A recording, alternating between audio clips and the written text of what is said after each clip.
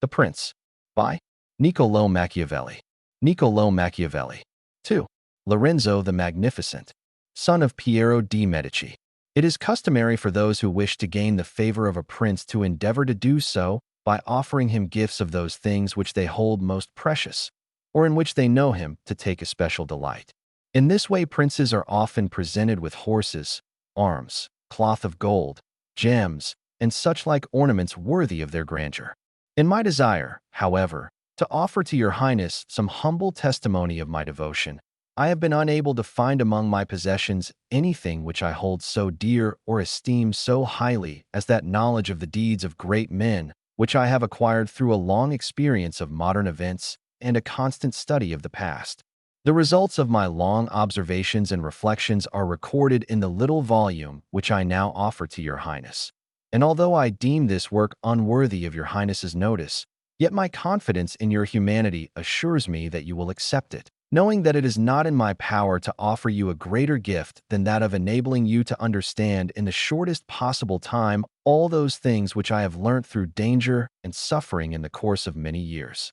I have not sought to adorn my work with long phrases or high-sounding words or any of those allurements and ornaments with which many writers seek to embellish their books, as I desire no honor for my work, but such as its truth and the gravity of its subject may justly deserve. Nor will it, I trust, be deemed presumptuous on the part of a man of humble and obscure condition to attempt to discuss and criticize the government of princes. For in the same way that landscape painters station themselves in the valleys in order to draw mountains or elevated ground, and ascend an eminence in order to get a good view of the plains, so it is necessary to be a prince to be able to know thoroughly the nature of a people, and to know the nature of princes one must be one of the populace. May I trust, therefore, that your highness will accept this little gift in the spirit in which it is offered, and if your highness will deign to peruse it, you will recognize in it my ardent desire that you may attain to that grandeur which fortune and your own merits presage for you. And should your highness gaze down from the summit of that eminence towards this humble spot, you will recognize the great and unmerited sufferings inflicted on me by a cruel fate. The Prince. Chapter 1. The various kinds of government and the ways by which they are established. All states and dominions which hold or have held sway over mankind are either republics or monarchies. Monarchies are either hereditary ones, in which the rulers have been for many years of the same family, or else they are those of recent foundation. The newly founded ones are either entirely new, as was Milan to Francesco Sforza, or else they are, as it were, new members grafted on to the hereditary possessions of the prince that annexes them, as is the kingdom of Naples to the king of Spain. The dominions thus acquired have either been previously accustomed to the rule of another prince, or else have been free states, and they are annexed either by force of arms of the prince, or of others, or else fall to him by good fortune or merit. Chapter 2. Of hereditary monarchies. I will not here speak of republics, having already treated of them fully in another place. I will deal only with monarchies, and will show how the various kinds described above can be governed and maintained. In the first place, in hereditary states accustomed to the reigning family, the difficulty of maintaining them is far less than in new monarchies, for it is sufficient not to exceed the ancestral usages and to accommodate one's self to accidental circumstances. In this way, such a prince, if of ordinary ability, will always be able to maintain his position, unless some very exceptional and excessive force deprives him of it. And even if he be thus deprived of it, on the slightest misfortune happening to the new occupier, he will be able to regain it. We have in Italy the example of the Duke of Ferrara, who was able to withstand the assaults of the Venetians in the year 84 and of Pope Julius in the year 10, for no other reason than because of the antiquity of his family in that dominion. Inasmuch as the legitimate prince has less cause and less necessity to give offense, it is only natural that he should be more loved. And, if no extraordinary vices make him hated, it is only reasonable for his subjects to be naturally attached to him, the memories and causes of innovations being forgotten in the long period over which his rule has existed, whereas one change always leaves the way prepared for the introduction of another. Chapter 3. Of mixed monarchies. But it is in the new monarchy that difficulties really exist. Firstly, if it is not entirely new, but a member, as it were, of a mixed state. Its disorders spring at first from a natural difficulty which exists in all new dominions, because men change masters willingly, hoping to better themselves, and this belief makes them take arms against their rulers, in which they are deceived, as experience shows them that they have gone from bad to worse. This is the result of another very natural cause, which is the necessary harm inflicted on those over whom the prince obtains dominion, both by his soldiers and by an infinite number of other injuries unavoidably caused by his occupation. Thus you find enemies in all those whom you have injured by occupying that dominion, and you cannot maintain the friendship of those who have helped you to obtain this possession, as you will not be able to fulfill their expectations, nor can you use strong measures with them, being under an obligation to them, for which reason, however strong your armies may be, you will always need the favor of the inhabitants to take possession of a province. It was from these causes that Louis XII of France, though able to occupy Milan without trouble, immediately lost it, and the forces of Ludovico alone were sufficient to take it from him the first time, for the inhabitants who had willingly opened their gates to him, finding themselves deluded in the hopes they had cherished and not obtaining those benefits that they had anticipated, could not bear the vexatious rule of their new prince.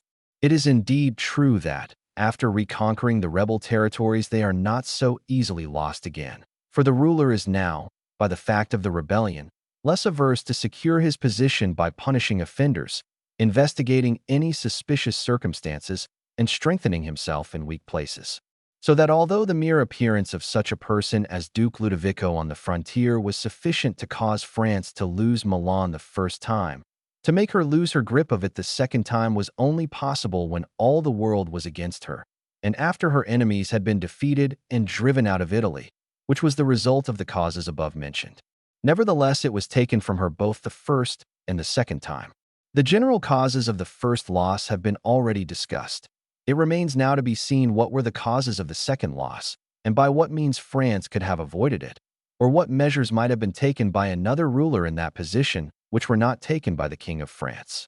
Be it observed, therefore, that those states which on annexation are united to a previously existing state may or may not be of the same nationality and language.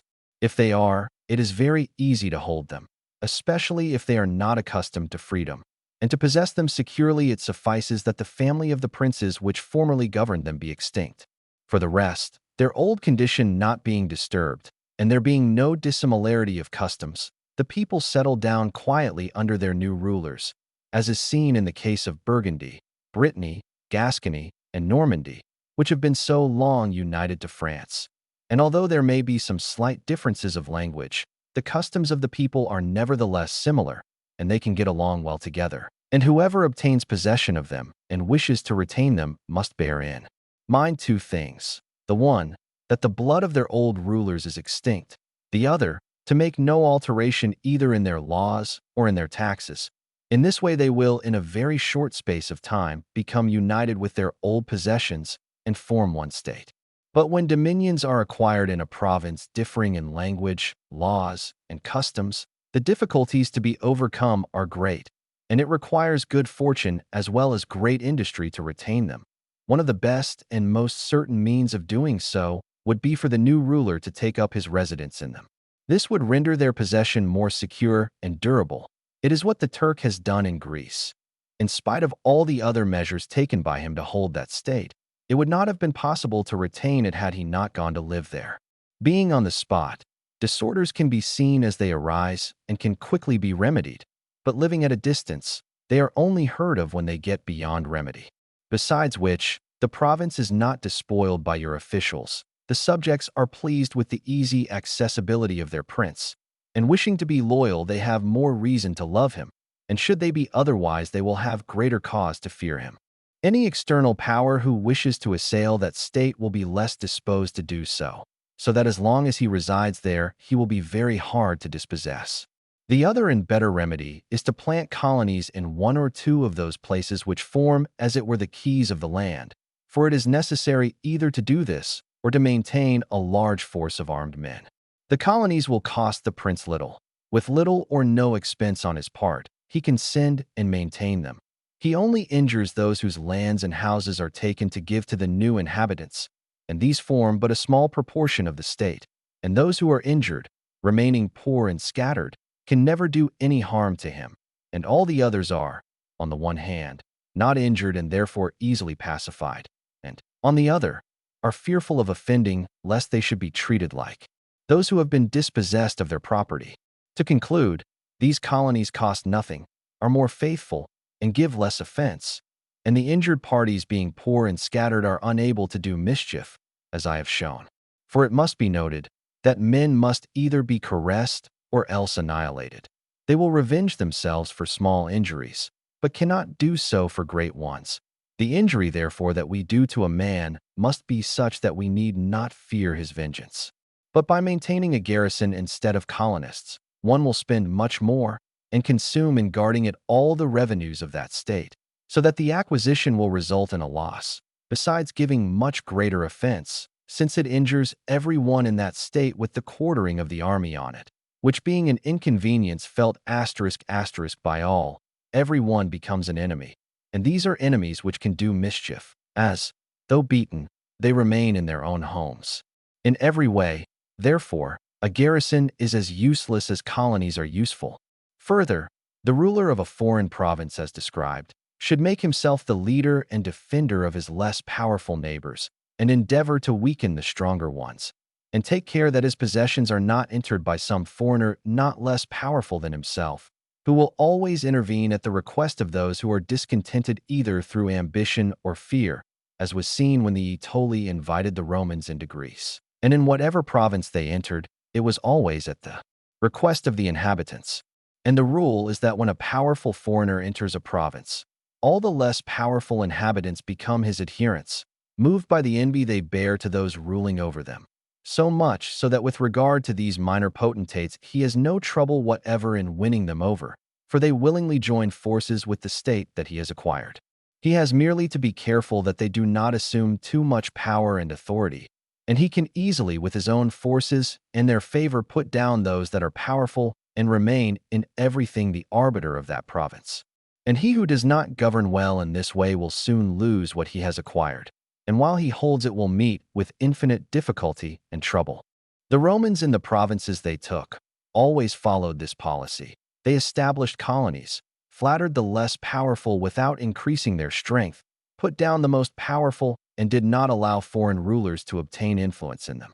I will let the single province of Greece suffice as an example.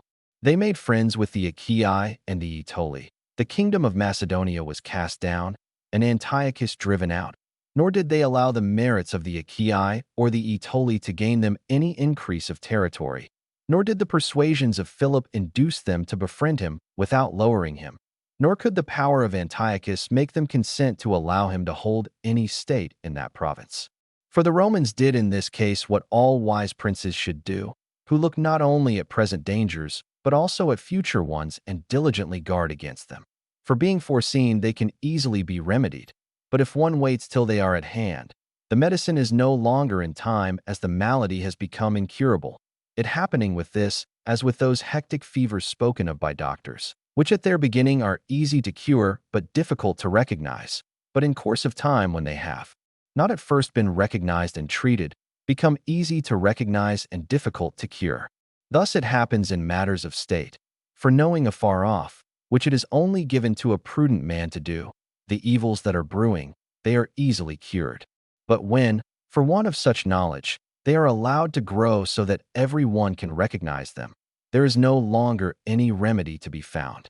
However, the Romans, observing these disorders while yet remote, were always able to find a remedy, and never allowed them to proceed in order to avoid a war, for they knew that war was not to be avoided, and could be deferred only to the advantage of the other side. They therefore declared war against Philip and Antiochus in Greece, so as not to have to fight them in Italy, though they might at the time have avoided either. This they did not choose to do, never caring to do that which is now every day to be heard in the mouths of our wise men, to enjoy the benefits of time, but preferring those of their own virtue and prudence, for time brings with it all things, and may produce indifferently either good or evil. But let us return to France and examine whether she did any of these things, and I will speak not of Charles, but of Louis as the one whose proceedings can be better seen, as he held possession in Italy for a longer time. You will then see that he did the opposite of all those things which must be done to keep possession of a foreign state. King Louis was called into Italy by the ambition of the Venetians, who wished by his coming to gain half of Lombardy. I will not blame the king for coming nor for the part he took, because wishing to plant his foot in Italy, and not having friends in the country. On the contrary, the conduct of King Charles having caused all doors to be closed to him, he was forced to accept what friendships he could find, and his schemes would have quickly been successful if he had made no mistakes in his other proceedings. The king, then having acquired Lombardy, regained immediately the reputation lost by Charles. Genoa yielded. The Florentines became his friends. The Marquis of Mantua, the Dukes of Ferrara and Benevogli, the Lady of Furli, the Lords of Faenza, Pesaro, Rimini, Camerino, and Piombino, the inhabitants of Lucca, of Pisa, and of Siena, all approached him with offers of friendship. The Venetians might then have seen the effects of their temerity, how to gain a few lands in Lombardy. They had made the king ruler over 2/3 of Italy.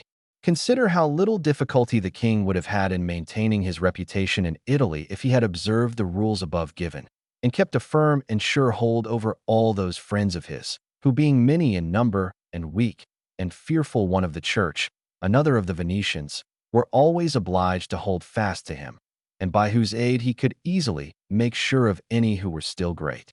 But he was hardly in Milan before he did exactly the opposite, by giving aid to Pope Alexander to occupy the Romagna. Nor did he perceive that, in taking this course, he weakened himself, by casting off his friends and those who had placed themselves at his disposal, and strengthened the church by adding to the spiritual power, which gives it such authority, further temporal powers. And having made the first mistake, he was obliged to follow it up, whilst, to put a stop to the ambition of Alexander and prevent him becoming ruler of Tuscany, he was forced to come to Italy. And not content with having increased the power of the church and lost his friends, he now, desiring the kingdom of Naples, divided it with the king of Spain, and where he alone was the arbiter of Italy, he now brought in a companion, so that the ambitious of that province who were dissatisfied with him might have someone else to appeal to, and where he might have left in that kingdom a king tributary to him, he dispossessed him in order to bring in another who was capable of driving him out. The desire to acquire possessions is a very natural and ordinary thing, and when those men do it who can do so successfully, they are always praised and not blamed. But when they cannot and yet want to do so at all costs, they make a mistake deserving of great blame. If France, therefore, with her own forces could have taken Naples, she ought to have done so. If she could not, she ought not to have divided it.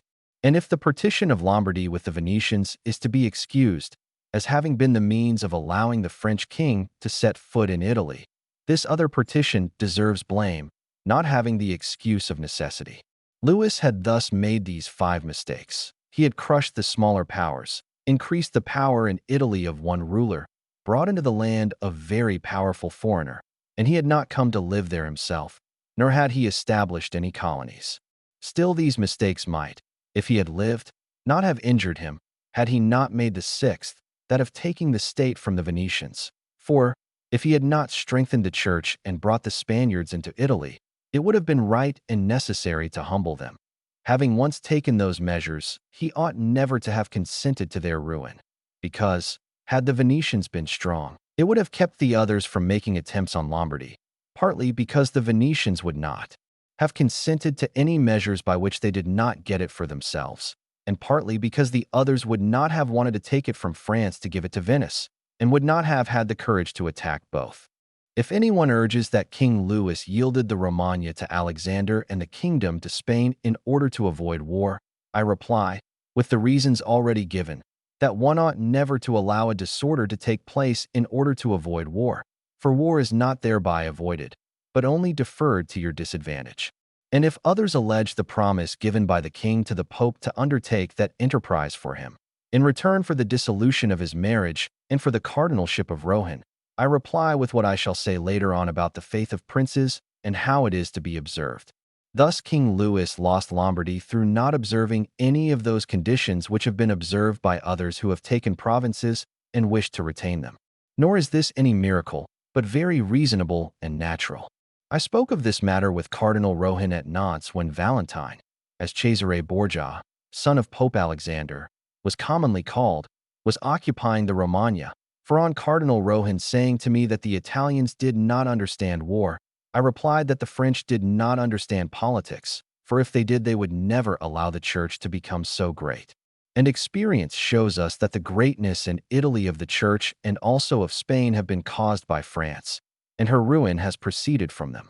From which may be drawn a general rule, which never or very rarely fails, that whoever is the cause of another becoming powerful is ruined himself, for that power is produced by him either through craft or force, and both of these are suspected by the one that has become powerful. Chapter 4. Why the kingdom of Darius, occupied by Alexander, did not rebel against the successors of the latter after his death. Considering the difficulties there are in holding a newly acquired state, some may wonder how it came to pass that Alexander the Great became master of Asia in a few years and had hardly occupied it when he died, from which it might be supposed that the whole state would have rebelled. However, his successors maintained themselves in possession and had no further difficulty in doing so than those which arose among themselves from their own ambitions. I reply that the kingdoms known to history have been governed in two ways, either by a prince and his servants, who, as ministers by his grace and permission, assist in governing the realm, or by a prince and by barons, who hold their positions not by favor of the ruler, but by antiquity of blood. Such barons have states and subjects of their own, who recognize them as their lords, and are naturally attached to them. In those states which are governed by a prince and his servants, the prince possesses more authority, because there is no one in the state regarded as a superior besides himself, and if others are obeyed, it is merely as ministers and officials of the prince, and no one regards them with any special affection. Examples of these two kinds of government in our own time are the Turk and the King of France. All the Turkish monarchy is governed by one ruler, the others are his servants, and dividing his kingdom into sanjakates, he sends to them various administrators, and changes or recalls them at his pleasure. But the King of France is surrounded by a large number of ancient nobles, recognized as such by their subjects, and loved by them. They have their prerogatives, which the king cannot deprive them of without danger to himself. Whoever now considers these two states will see that it would be difficult to acquire the state of the Turk, but having conquered it, it would be very easy to hold it. The causes of the difficulty of occupying the Turkish kingdom are that the invader could not be invited by princes of that kingdom, nor hope to facilitate his enterprise by the rebellion of those around him, as will be evident from reasons given above. Because, being all slaves and bound, it will be more difficult to corrupt them, and even if they were corrupted, little effect could be hoped for, as they would not be able to carry the people with them for the reasons mentioned. Therefore, whoever assaults the Turk must be prepared to meet his united forces, and must rely more on his own strength than on the disorders of others. But having once conquered him, and beaten him in battle so that he can no longer raise armies, nothing else is to be feared except the family of the prince, and if this is extinguished, there is no longer any one to be feared, the others having no credit with the people. And as the victor before the victory could place no hope in them, so he need not fear them afterwards.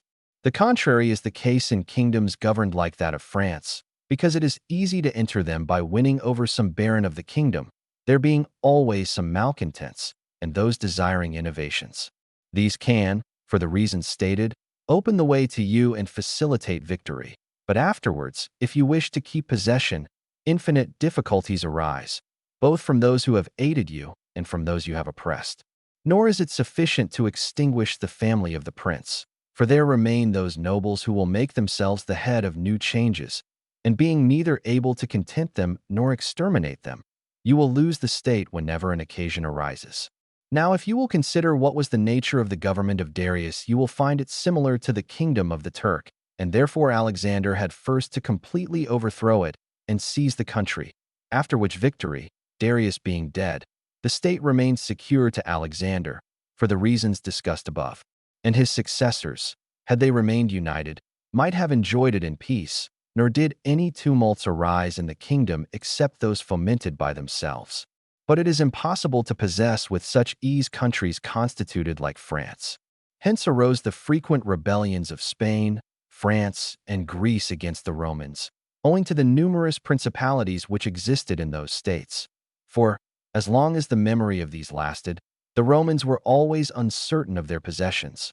But when the memory of these principalities had been extinguished, they became, with the power and duration of the empire, secure possessions.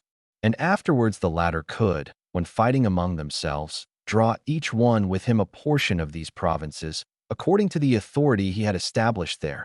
And these provinces, when the family of their ancient princes was extinct, recognized no other rulers but the Romans. Considering these things, therefore, let no one be surprised at the facility with which Alexander could hold Asia, and at the difficulties that others have had in holding acquired possessions, like Pyrrhus and many others, as this was not caused by the greater or smaller ability of the conqueror, but depended on the dissimilarity of the conditions. Chapter 5. The way to govern cities or dominions that, previous to being occupied, lived under their own laws. When those states which have been acquired are accustomed to live at liberty under their own laws, there are three ways of holding them. The first is to ruin them. The second is to go and live there in person. The third is to allow them to live under their own laws, taking tribute of them, and creating there within the country a state composed of a few who will keep it friendly to you. Because this state, being created by the prince, knows that it cannot exist without his friendship and protection, and will do all it can to keep them, and a city used to liberty can be more easily held by means of its citizens than in any other way, if you wish to preserve it. There is the example of the Spartans and the Romans. The Spartans held Athens and Thebes by creating within them a state of a few people. Nevertheless, they lost them. The Romans, in order to hold Capua, Carthage, and Numantia, destroyed them, but did not lose them. They wanted to hold Greece in almost the same way as the Spartans held it, leaving it free and under its own laws, but they did not succeed, so that they were compelled to destroy many cities in that province in order to keep it, because in truth there is no sure method of holding them except by ruining them. And whoever becomes the ruler of a free city and does not destroy it, can expect to be destroyed by it, for it can always find a motive for rebellion in the name of liberty and of its ancient usages, which are forgotten neither by lapse of time nor by benefits received, in whatever one does or provides. So long as the inhabitants are not separated or dispersed, they do not forget that name and those usages, but appeal to them at once in every emergency, as did Pisa after being so many years held in servitude by the Florentines. But when cities or provinces have been accustomed to live under a prince, and the family of that prince is extinguished, being on the one hand used to obey, and on the other not having their old prince, they cannot unite in choosing one from among themselves, and they do not know how to live in freedom, so that they are slower to take arms, and a prince can win them over with greater facility and establish himself securely. But in republics there is greater life, greater hatred, and more desire for vengeance. They do not and cannot cast aside the memory of their ancient liberty, so that the surest way is either to destroy them or reside in them. Chapter 6. Of new dominions which have been acquired by one's own arms and powers. Let no one marvel if, in speaking of new dominions both as to prince and state, I bring forward very exalted instances, for as men walk almost always in the paths trodden by others, proceeding in their actions by imitation, and not being always able to follow others exactly, nor attain to the excellence of those they imitate. A prudent man should always follow in the path trodden by great men and imitate those who are most excellent, so that if he does not attain to their greatness, at any rate, he will get some tinge of it. He will do like prudent archers, who when the place they wish to hit is too far off, knowing how far their bow will carry, aim at a spot much higher than the one they wish to hit, not in order to reach this height with their arrow, but by help of this high aim to hit the spot they wish to. I say then that in new dominions, where there is a new prince, it is more or less easy to hold them according to the greater or lesser ability of him who acquires them. And as the fact of a private individual becoming a prince presupposes either great ability or good fortune, it would appear that either of these things would mitigate in part many difficulties. Nevertheless, those who have been wanting as regards good fortune have maintained themselves best. The matter is also facilitated by the prince being obliged to reside personally in his territory, having no others. But to come to those who have become princes through their own merits and not by fortune, I regard as the greatest Moses, Cyrus, Romulus, Theseus, and such like. And although one should not speak of Moses, he having merely carried out what was ordered him by God, still he deserves admiration, if only for that grace which made him worthy to speak with God. But regarding Cyrus and others who have acquired or founded kingdoms, they will all be found worthy of admiration. And if their particular actions and methods are examined, they will not appear very different from those of Moses, although he had so great a master. And in examining their life and deeds, it will be seen that they owed nothing to fortune but the opportunity which gave them matter to be shaped into the form that they thought fit. And without that opportunity, their powers would have been wasted, and without their powers, the opportunity would have come in vain.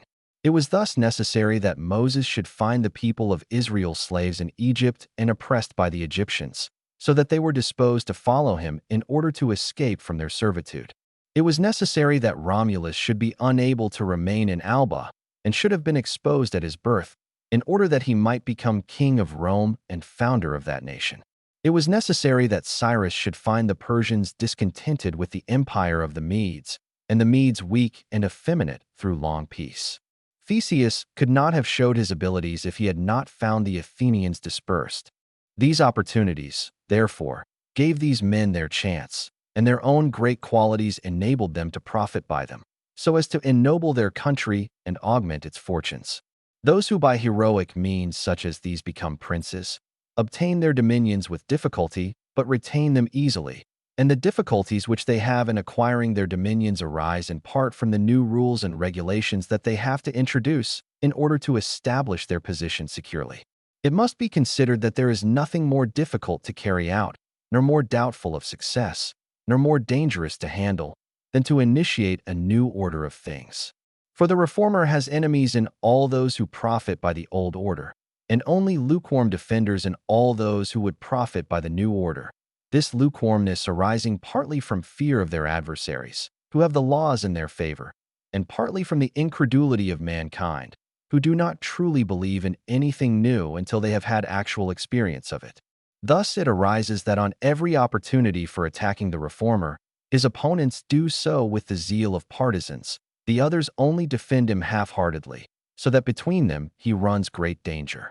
It is necessary, however, in order to investigate thoroughly this question, to examine whether these innovators are independent, or whether they depend upon others, that is to say, whether in order to carry out their designs they have to entreat or are able to force. In the first case, they invariably succeed ill and accomplish nothing, but when they can depend on their own strength and are able to use force, they rarely fail. Thus it comes about that all armed prophets have conquered and unarmed ones failed. For besides what has been already said, the character of people varies, and it is easy to persuade them of a thing, but difficult to keep them in that persuasion. And so it is necessary to order things so that when they no longer believe, they can be made to believe by force. Moses, Cyrus, Theseus, and Romulus would not have been able to make their institutions observed for so long had they been disarmed, as happened in our own time to Fra Girolamo Savonarola, who failed entirely in his new rules when the multitude began to disbelieve in him, and he had no means of holding fast those who had believed, nor of compelling the unbelievers to believe. Therefore such men as these have great difficulty in making their way, and all their dangers are met on the road, and must be overcome by their own abilities. But when once they have overcome them, and have begun to be held in veneration, and have suppressed those who envied them, they remain powerful and secure, honored and happy. To the high examples given I will add a lesser one, which, however, is to be compared in some measure with them, and will serve as an instance of all such cases, that of Jeron of Syracuse, who from a private individual became prince of Syracusa, without other aid from fortune beyond the opportunity, for the Syracusans being oppressed elected him as their captain, from which by merit he was made prince. While still in private life his virtues were such that it was written of him, that he lacked nothing to reign but the kingdom. He abolished the old militia, raised a new one, abandoned his old friendships, and formed new ones. And as he had thus friends and soldiers of his own, he was able on this foundation to build securely, so that while he had great trouble in acquiring his position, he had little in maintaining it. Chapter 7. Of new dominions acquired by the power of others or by fortune. Those who rise from private citizens to be princes merely by fortune have little trouble in rising, but very much in maintaining their position. They meet with no difficulties on the way as they fly over them, but all their difficulties arise when they are established. Such are they who are granted estate either for money or by favor of him who grants it, as happened to many in Greece, in the cities of Ionia and of the Hellespont, who were created princes by Darius in order to hold these places for his security and glory. Such were also those emperors who from private citizens became emperors by bribing the army. Such as these depend absolutely on the goodwill and fortune of those who have raised them, both of which are extremely inconstant and unstable. They neither know how to, nor are in a position to maintain their rank. For unless he be a man of great genius, it is not likely that one who has always lived in a private position should know how to command, and they are unable to command because they possess no forces which will be friendly and faithful to them. Moreover, states quickly founded, like all other things which are born and grow rapidly, cannot have deep roots, so that the first storm destroys them, unless, as already said, the man who thus becomes a prince is of such great genius as to be able to take immediate steps for maintaining what fortune has thrown into his lap, and lay afterwards those foundations which others make before becoming princes. With regard to these two methods of becoming a prince, by ability or by good fortune, I will here adduce two examples which have taken place within our memory, those of Francesco Sforza and Cesare Borgia. Francesco, by appropriate means and through great abilities, from citizen became Duke of Milan, and what he had attained after 1,000 difficulties he maintained with little trouble. On the other hand, Cesare Borgia, commonly called Duke Valentine, acquired the state through the fortune of his father, and by the same means lost it, and that although every measure was adopted by him, and everything done that a prudent and capable man could do to establish himself firmly in that state that the arms and the favors of others had given him. For, as we have said, he who does not lay his foundations beforehand may by great abilities do so afterwards, although with great trouble to the architect and danger to the building. If, then, one considers the progress made by the Duke, it will be seen how firm were the foundations he had laid to his future power, which I do not think it superfluous to examine, as I know of no better precepts for a new prince to follow than the example of his actions. And if his measures were not successful, it was through no fault of his own, but only by the most extraordinary malignity of fortune. In wishing to aggrandize the Duke his son, Alexander VI, had to meet very great difficulties both present and future. In the first place, he saw no way of making him ruler of any state that was not a possession of the Church. And in attempting to take that of the Church, he knew that the Duke of Milan and the Venetians would not consent, because Faenza and Rimini were already under the protection of the Venetians. He saw, moreover, that the arms of Italy, especially of those who might have served him, were in the hands of those who would fear the greatness of the Pope, and therefore he could not depend upon them, being all under the Orsinis and Colonnas and their adherents. It was, therefore, necessary to disturb the existing condition and bring about disorders in the states of Italy in order to obtain secure mastery over a part of them. This was easy, for he found the Venetians, who, actuated by other motives, had invited the French into Italy, which he not only did not oppose, but facilitated by dissolving the marriage of King Louis. The king came thus into Italy with the aid of the Venetians and the consent of Alexander, and had hardly arrived at Milan before the Pope obtained troops from him for his enterprise in the Romagna, which he carried out by means of the reputation of the king.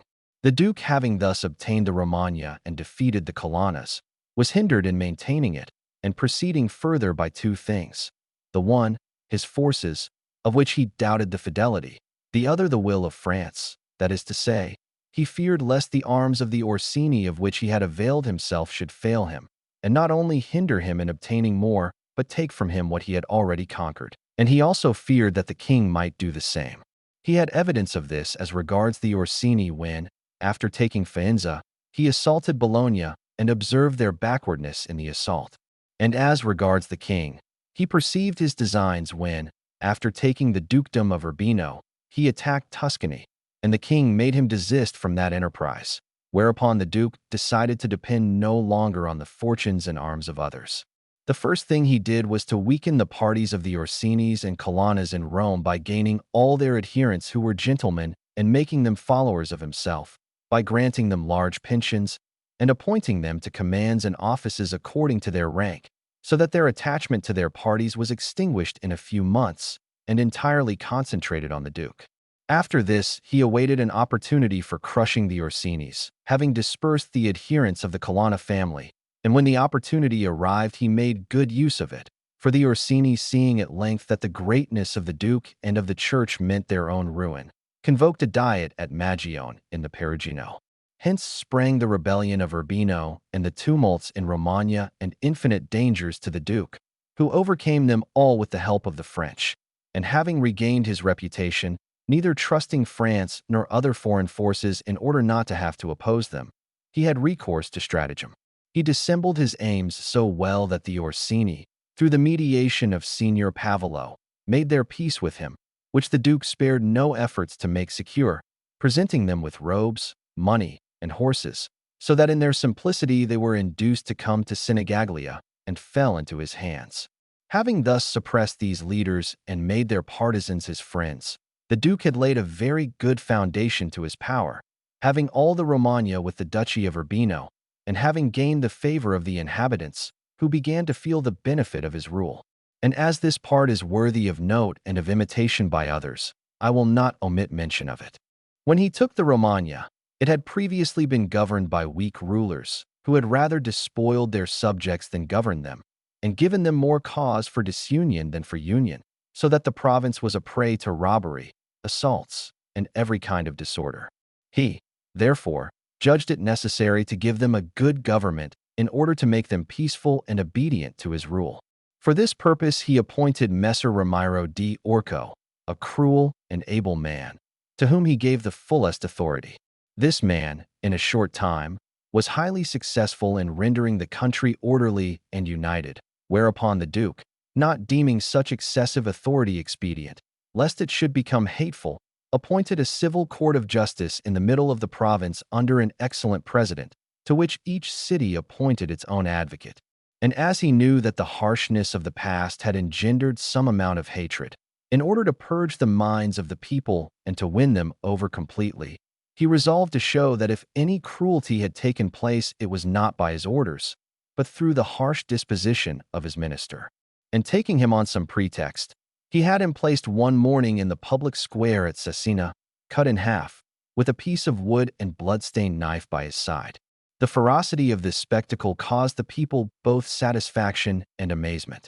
But to return to where we left off, the Duke, being now powerful and partly secured against present perils, being armed himself, and having in a great measure put down those neighboring forces which might injure him, had now to get the respect of France, if he wished to proceed with his acquisitions, for he knew that the king, who had lately discovered his error, would not give him any help. He began therefore to seek fresh alliances and to vacillate with France in the expedition that the French made towards the kingdom of Naples against the Spaniards, who were besieging Gaeta. His intention was to assure himself of them, which he would soon have succeeded in doing if Alexander had lived. These were the measures taken by him with regard to the present. As to the future, he feared that a new successor to the Church might not be friendly to him and might seek to deprive him of what Alexander had given him, and he sought to provide against this in 4 ways. Firstly, by destroying all who were of the blood of those ruling families which he had despoiled, in order to deprive the Pope of any opportunity. Secondly, by gaining the friendship of the Roman nobles, so that he might through them hold, as it were, the Pope in check. Thirdly, by obtaining as great a hold on the college as he could. Fourthly, by acquiring such power before the Pope died as to be able to resist alone the first onslaught. Of these 4 things he had at the death of Alexander accomplished 3, and the 4th he had almost accomplished. For of the dispossessed rulers he killed as many as he could lay hands on, and very few escaped. He had gained to his party the Roman nobles, and he had a great share in the college. As to new possessions, he designed to become Lord of Tuscany, and already possessed Perugia and Piombino, and had assumed the protectorate over Pisa, and as he had no longer to fear the French, for the French had been deprived of the kingdom of Naples by the Spaniards in such a way that both parties were obliged to buy his friendship, he seized Pisa. After this, Lucca and Siena at once yielded, partly through envy of the Florentines and partly through fear. The Florentines had no resources, so that, had he succeeded as he had done before, in the very year that Alexander died, he would have gained such strength and renown as to be able to maintain himself without depending on the fortunes or strength of others, but solely by his own power and ability. But Alexander died 5 years after he had first drawn his sword. He left him with the state of Romagna only firmly established, and all the other schemes in mid-air, between two very powerful and hostile armies, and suffering from a fatal illness. But the valor and ability of the Duke were such, and he knew so well how to win over men or vanquish them, and so strong were the foundations that he had laid in this short time, that if he had not had those two armies upon him, or else had been in good health, he would have survived every difficulty. And that his foundations were good is seen from the fact that the Romagna waited for him more than a month. In Rome, although half dead, he remained secure, and although the Baglioni, Vitelli, and Orsini entered Rome, they found no followers against him. He was able, if not to make pope whom he wished, at any rate to prevent a pope being created whom he did not wish. But if at the death of Alexander he had been well, everything would have been easy. And he told me on the day that Pope Julius II was created, that he had thought of everything which might happen on the death of his father, and provided against everything, except that he had never thought that at his father's death he would be dying himself. Reviewing thus all the actions of the Duke, I find nothing to blame. On the contrary, I feel bound, as I have done, to hold him up as an example to be imitated by all who by fortune and with the arms of others have risen to power. For with his great courage and high ambition, he could not have acted otherwise, and his designs were only frustrated by the short life of Alexander and his own illness. Whoever, therefore, deems it necessary in his new principality to secure himself against enemies, to gain friends, to conquer by force or fraud, to make himself beloved and feared by the people, followed and reverenced by the soldiers, to destroy those who can and may injure him, introduce innovations into old customs, to be severe and kind, magnanimous and liberal, suppress the old militia, create a new one, maintain the friendship of kings and princes in such a way that they are glad to benefit him and fear to injure him. Such a one can find no better example than the actions of this man.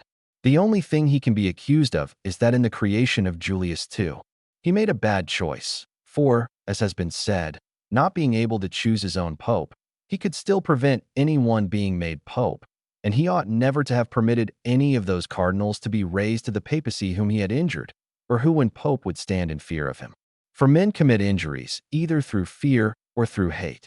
Those whom he had injured were, among others, San Pietro ad Vincula, Colonna, San Giorgio, and Ascanio.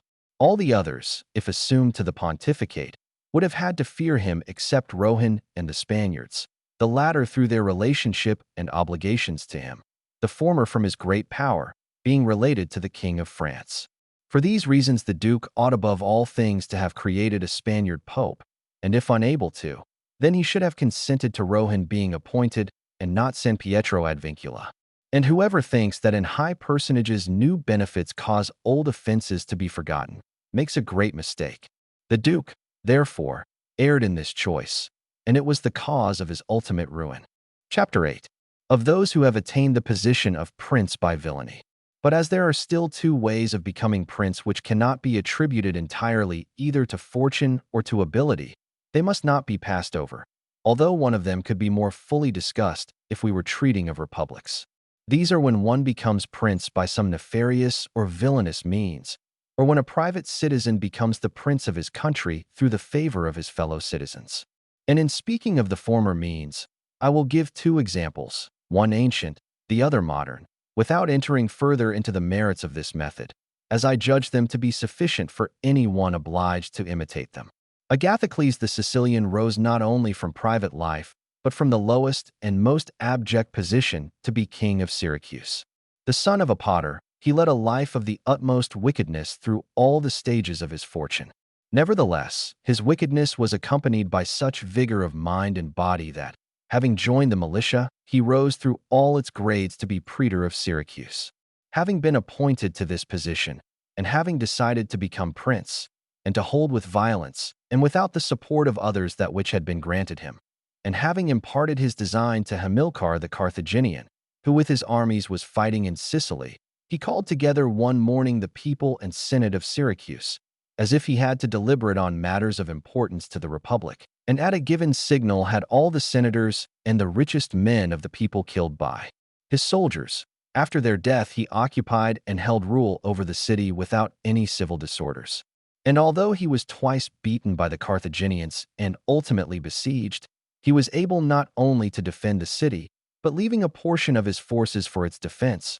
With the remainder he invaded Africa, and in a short time liberated Syracuse from the siege, and brought the Carthaginians to great extremities, so that they were obliged to come to terms with him, and remain contented with the possession of Africa, leaving Sicily to Agathocles. Whoever considers, therefore, the actions and qualities of this man, will see few, if any, things which can be attributed to fortune. For, as above stated, it was not by the favor of any person, but through the grades of the militia, which he had gained with 1,000 hardships and perils, that he arrived at the position of prince, which he afterwards maintained by so many courageous and perilous expedients.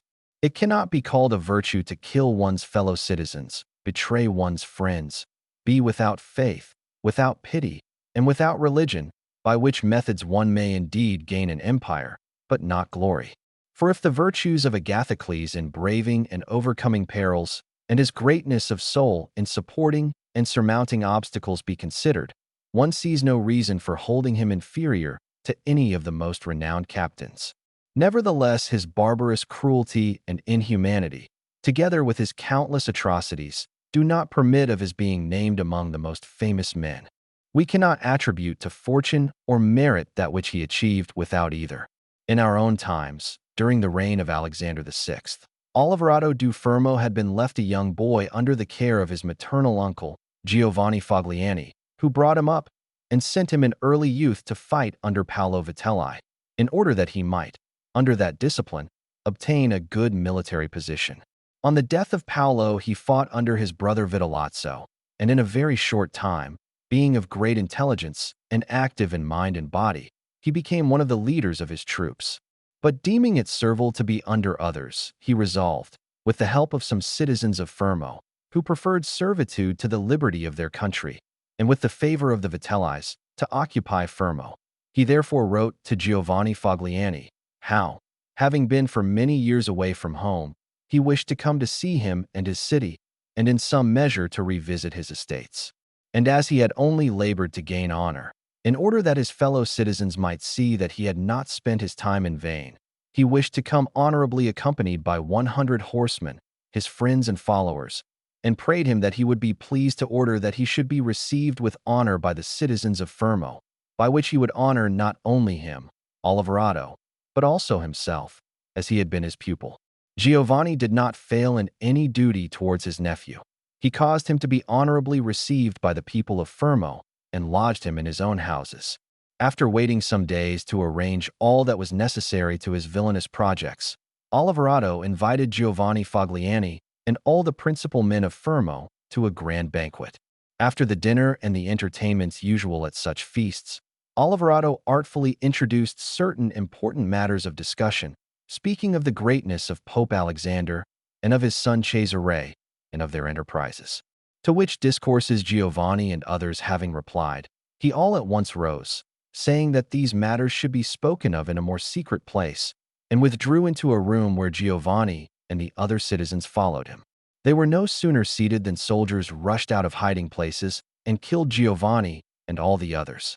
After which massacre Oliverado mounted his horse, rode through the town, and besieged the chief magistrate in his palace, so that through fear they were obliged to obey him and form a government, of which he made himself prince.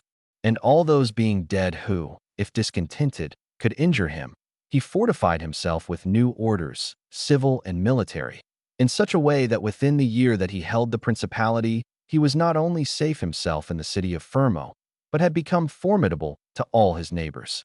And his overthrow would have been difficult, like that of Agathocles, if he had not allowed himself to be deceived by Cesare Borgia, when he besieged the Orsinis and Vitellis at Sinigaglia, as already related, where he also was taken, 1 year after the parricide he had committed and strangled, together with Vitellozzo, who had been his teacher in ability and atrocity.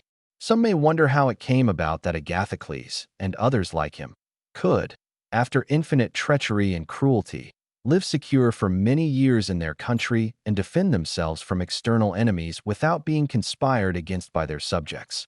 Although many others have, through their cruelty, been unable to maintain their position in times of peace, not to speak of the uncertain times of war. I believe this arises from the cruelties being used well or badly. Well used may be called those, if it is permissible to use the word well of evil, which are committed once for the need of securing one's self, and which afterwards are not persisted in, but are exchanged for measures as useful to the subjects as possible. Cruelties ill-used are those which, although at first few, increase rather than diminish with time. Those who follow the former method may remedy in some measure their condition, both with God and man, as did Agathocles. As to the others, it is impossible for them to maintain themselves. Whence it is to be noted that in taking a state the conqueror must arrange to commit all his cruelties at once, so as not to have to recur to them every day, and so as to be able, by not making fresh changes, to reassure people and win them over by benefiting them. Whoever acts otherwise, either through timidity or bad counsels, is always obliged to stand with knife in hand, and can never depend on his subjects, because they, through continually fresh injuries, are unable to depend upon him. For injuries should be done all together, so that being less tasted, they will give less offense. Benefits should be granted little by little, so that they may be better enjoyed. And above all, a prince must live with his subjects in such a way that no accident should make him change it, for good or evil. For necessity arising in adverse times, you are not in time with severity, and the good that you do does not profit you, as it is judged to be forced, and you will derive no benefit whatever from it. Chapter 9. Of the civic principality. But we now come to the case where a citizen becomes prince not through crime or intolerable violence, but by the favor of his fellow citizens, which may be called a civic principality. To arrive at this position depends not entirely on worth or entirely on fortune, but rather on cunning assisted by fortune. One attains it by help of popular favor or by the favor of the aristocracy. For in every city these two opposite parties are to be found, arising from the desire of the populace to avoid the oppression of the great, and the desire of the great to command and oppress the people. And from these two opposing interests arises in the city one of three effects: either absolute government, liberty, or license. The former is created either by the populace or the nobility, depending on the relative opportunities of the two parties. For when the nobility see that they are unable to resist the people, they unite in creating one of their number prince, so as to be able to carry out their own designs under the shadow of his authority. The populace, on the other hand, when unable to resist the nobility, endeavor to create a prince in order to be protected by his authority. He who becomes prince by help of the nobility has greater difficulty in maintaining his power than he who is raised by the populace, for he is surrounded by those who think themselves his equals, and is thus unable to direct or command as he pleases. But one who is raised to the leadership by popular favor finds himself alone, and has no one or very few who are not ready to obey him. Besides which, it is impossible to satisfy the nobility by fair dealing and without inflicting injury on others, whereas it is very easy to satisfy the mass of the people in this way. For the aim of the people is more honest than that of the nobility, the latter desiring to oppress, and the former merely to avoid oppression. It must also be added that the prince can never insure himself against a hostile populace on account of their number, but he can against the hostility of the great, as they are but few. The worst that a prince has to expect from a hostile people is to be abandoned, but from hostile nobles he has to fear not only abandonment, but their active opposition. And as they are more far-seeing and more cunning, they are always in time to save themselves and take sides with the one who they expect will conquer. The prince is, moreover, obliged to live always with the same people, but he can easily do without the same nobility, being able to make and unmake them at any time, and increase their position or deprive them of it as he pleases. And to throw further light on this part, I would say that the nobles are to be considered in two different manners, that is, They are either to be ruled so as to make them entirely depend on your fortunes, or else not.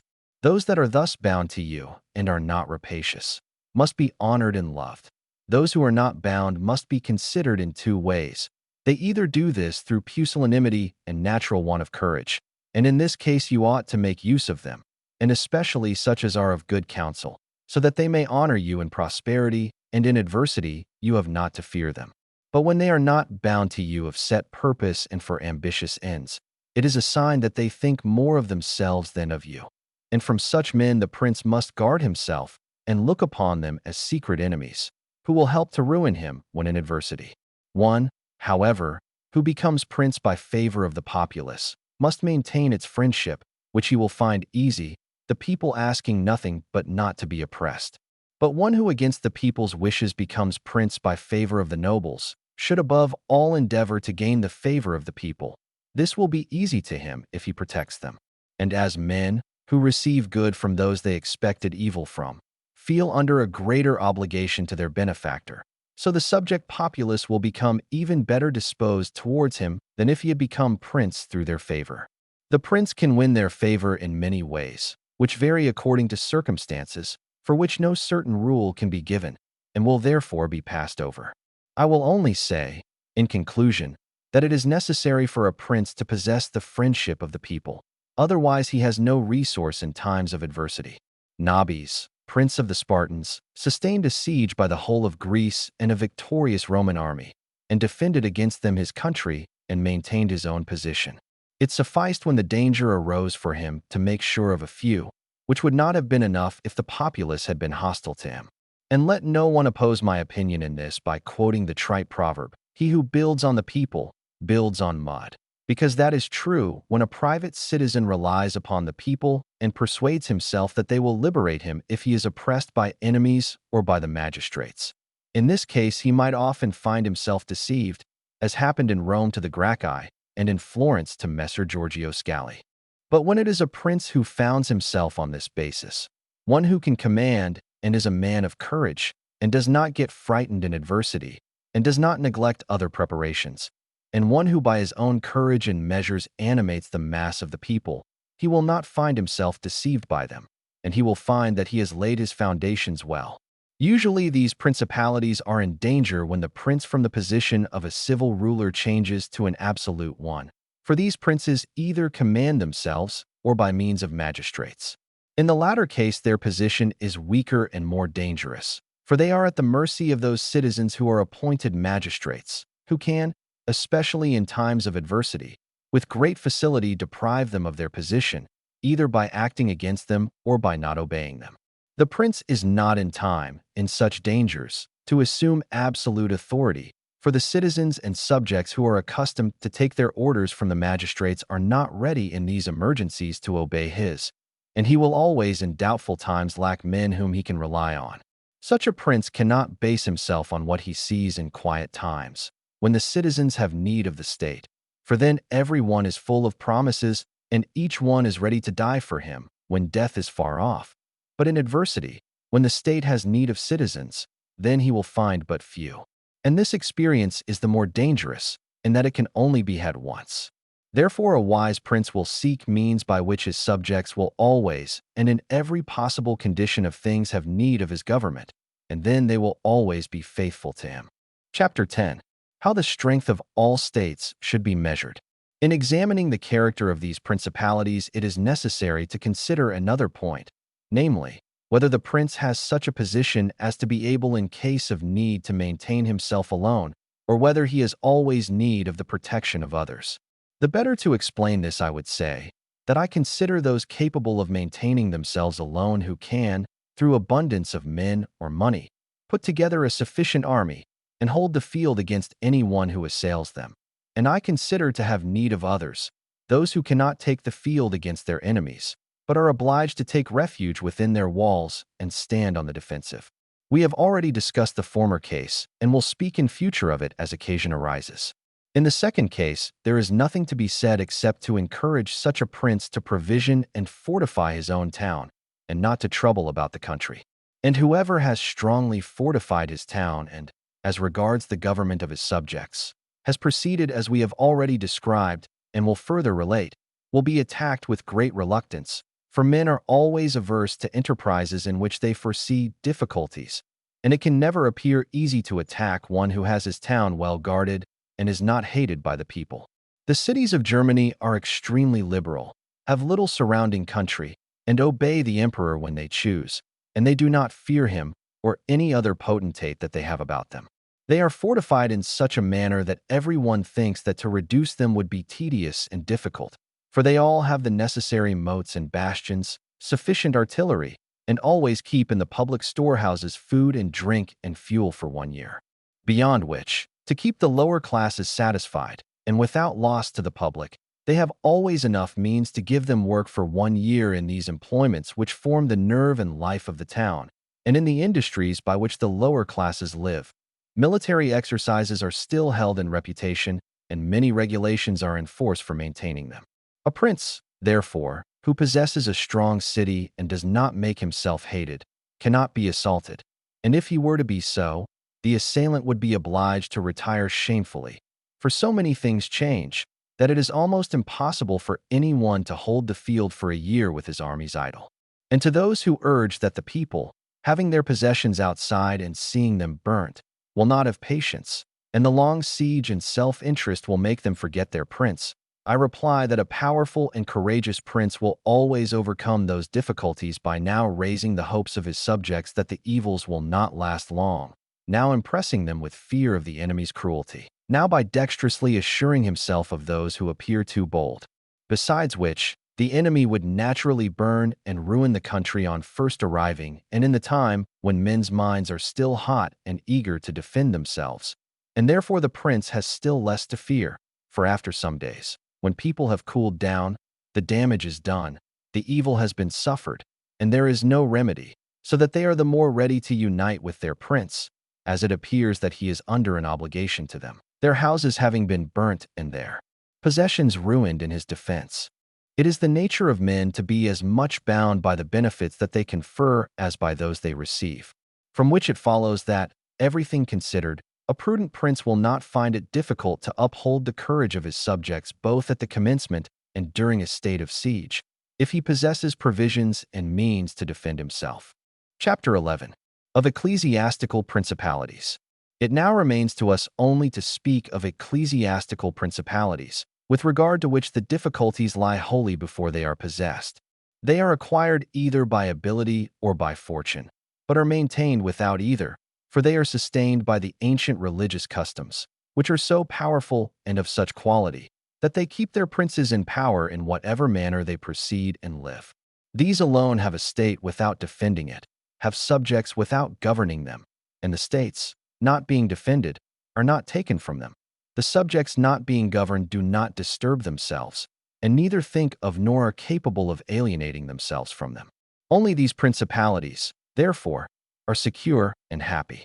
But as they are upheld by higher causes, which the human mind cannot attain to, I will abstain from speaking of them, for being exalted and maintained by God, it would be the work of a presumptuous and foolish man to discuss them. However, I might be asked how it has come about that the Church has reached such great temporal power, when, previous to Alexander VI, the Italian potentates, and not merely the really powerful ones, but every lord or baron, however insignificant, held it in slight esteem as regards temporal power, whereas now it is dreaded by a king of France, whom it has been able to drive out of Italy, and has also been able to ruin the Venetians. Therefore, although this is well known, I do not think it superfluous to call it to mind. Before Charles, King of France, came into Italy, this country was under the rule of the Pope, the Venetians, the King of Naples, the Duke of Milan, and the Florentines. These potentates had to have two chief cares. One, that no foreigner should enter Italy by force of arms. The other, that none of the existing governments should extend its dominions. Those chiefly to be watched were the Pope and the Venetians. To keep back the Venetians required the ruin of all the others, as in the defense of Ferrara, and to keep down the Pope they made use of the Roman barons. These were divided into two factions, the Orsinis and the Colonnas, and as there was constant quarreling between them, and they were constantly under arms, before the eyes of the Pope, they kept the papacy weak and infirm. And although there arose now and then a resolute pope like Sextus, yet his fortune or ability was never able to liberate him from these evils. The shortness of their life was the reason of this, for in the course of 10 years which, as a general rule, a pope lived, he had great difficulty in suppressing even one of the factions, and if, for example, a pope had almost put down the Colonnas, a new pope would succeed who was hostile to the Orsini's, which caused the Colonnas to spring up again, and he was not in time to suppress them. This caused the temporal power of the pope to be of little esteem in Italy. Then arose Alexander VI, who of all the pontiffs who have ever reigned, best showed how a pope might prevail both by money and by force. With Duke Valentine as his instrument, and on the occasion of the French invasion, he did all that I have previously described in speaking of the actions of the Duke. And although his object was to aggrandize not the Church but the Duke, what he did resulted in the aggrandizement of the Church, which after the death of the Duke became the heir of his labors. Then came Pope Julius, who found the Church powerful, possessing all Romagna, all the Roman barons suppressed, and the factions destroyed by the severity of Alexander. He also found the way open for accumulating wealth in ways never used before the time of Alexander. These measures were not only followed by Julius, but increased. He resolved to gain Bologna, put down the Venetians, and drive the French from Italy, in all which enterprises he was successful. He merits the greater praise, as he did everything to increase the power of the Church and not of any private person. He also kept the Orsini and Colonna parties in the conditions in which he found them. And although there were some leaders among them who might have made changes, there were two things that kept them steady. One, the greatness of the Church, which they dreaded. The other, the fact that they had no cardinals, who were the origin of the tumults among them. For these parties are never at rest when they have cardinals, for these stir up the parties both within Rome and outside, and the barons are forced to defend them. Thus from the ambitions of prelates arise the discords and tumults among the barons. His Holiness, Pope Leo X, therefore, has found the pontificate in a very powerful condition, from which it is hoped that as those popes made it great by force of armies, so he through his goodness and infinite other virtues will make it both great and venerated. Chapter 12. The different kinds of militia and mercenary soldiers. Having now discussed fully the qualities of these principalities of which I propose to treat, and partially considered the causes of their prosperity or failure, and having also showed the methods by which many have sought to obtain such states, it now remains for me to treat generally of the methods of attack and defense that can be used in each of them. We have said already how necessary it is for a prince to have his foundations good, otherwise he is certain to be ruined. The chief foundations of all states, whether new, old, or mixed, are good laws and good arms. And as there cannot be good laws where there are not good arms, and where there are good arms there should be good laws, I will not now discuss the laws, but will speak of the arms. I say, therefore, that the arms by which a prince defends his possessions are either his own, or else mercenaries, or auxiliaries, or mixed. The mercenaries and auxiliaries are useless and dangerous. And if anyone keeps his state based on the arms of mercenaries, he will never stand firm or sure, as they are disunited, ambitious, without discipline, faithless, bold amongst friends, cowardly amongst enemies. They have no fear of God, and keep no faith with men. Ruin is only deferred as long as the assault is postponed. In peace you are despoiled by them, and in war by the enemy. The cause of this is that they have no love or other motive to keep them in the field beyond a trifling wage, which is not enough to make them ready to die for you. They are quite willing to be your soldiers so long as you do not make war, but when war comes, it is either fly or be off. I ought to have little trouble in proving this, since the ruin of Italy is now caused by nothing else but through her having relied for many years on mercenary arms. These were somewhat improved in a few cases, and appeared courageous among themselves, but when the foreigner came, they showed their worthlessness. Thus it came about that King Charles of France was allowed to take Italy without the slightest trouble, and those who said that it was owing to our sins spoke the truth, but it was not the sins that they believed, but those that I have related. And as it was the sins of princes, they too have suffered the punishment. I will explain more fully the defects of these arms. Mercenary captains are either very capable men or not. If they are, you cannot rely upon them, for they will always aspire to their own greatness, either by oppressing you, their master, or by oppressing others against your intentions.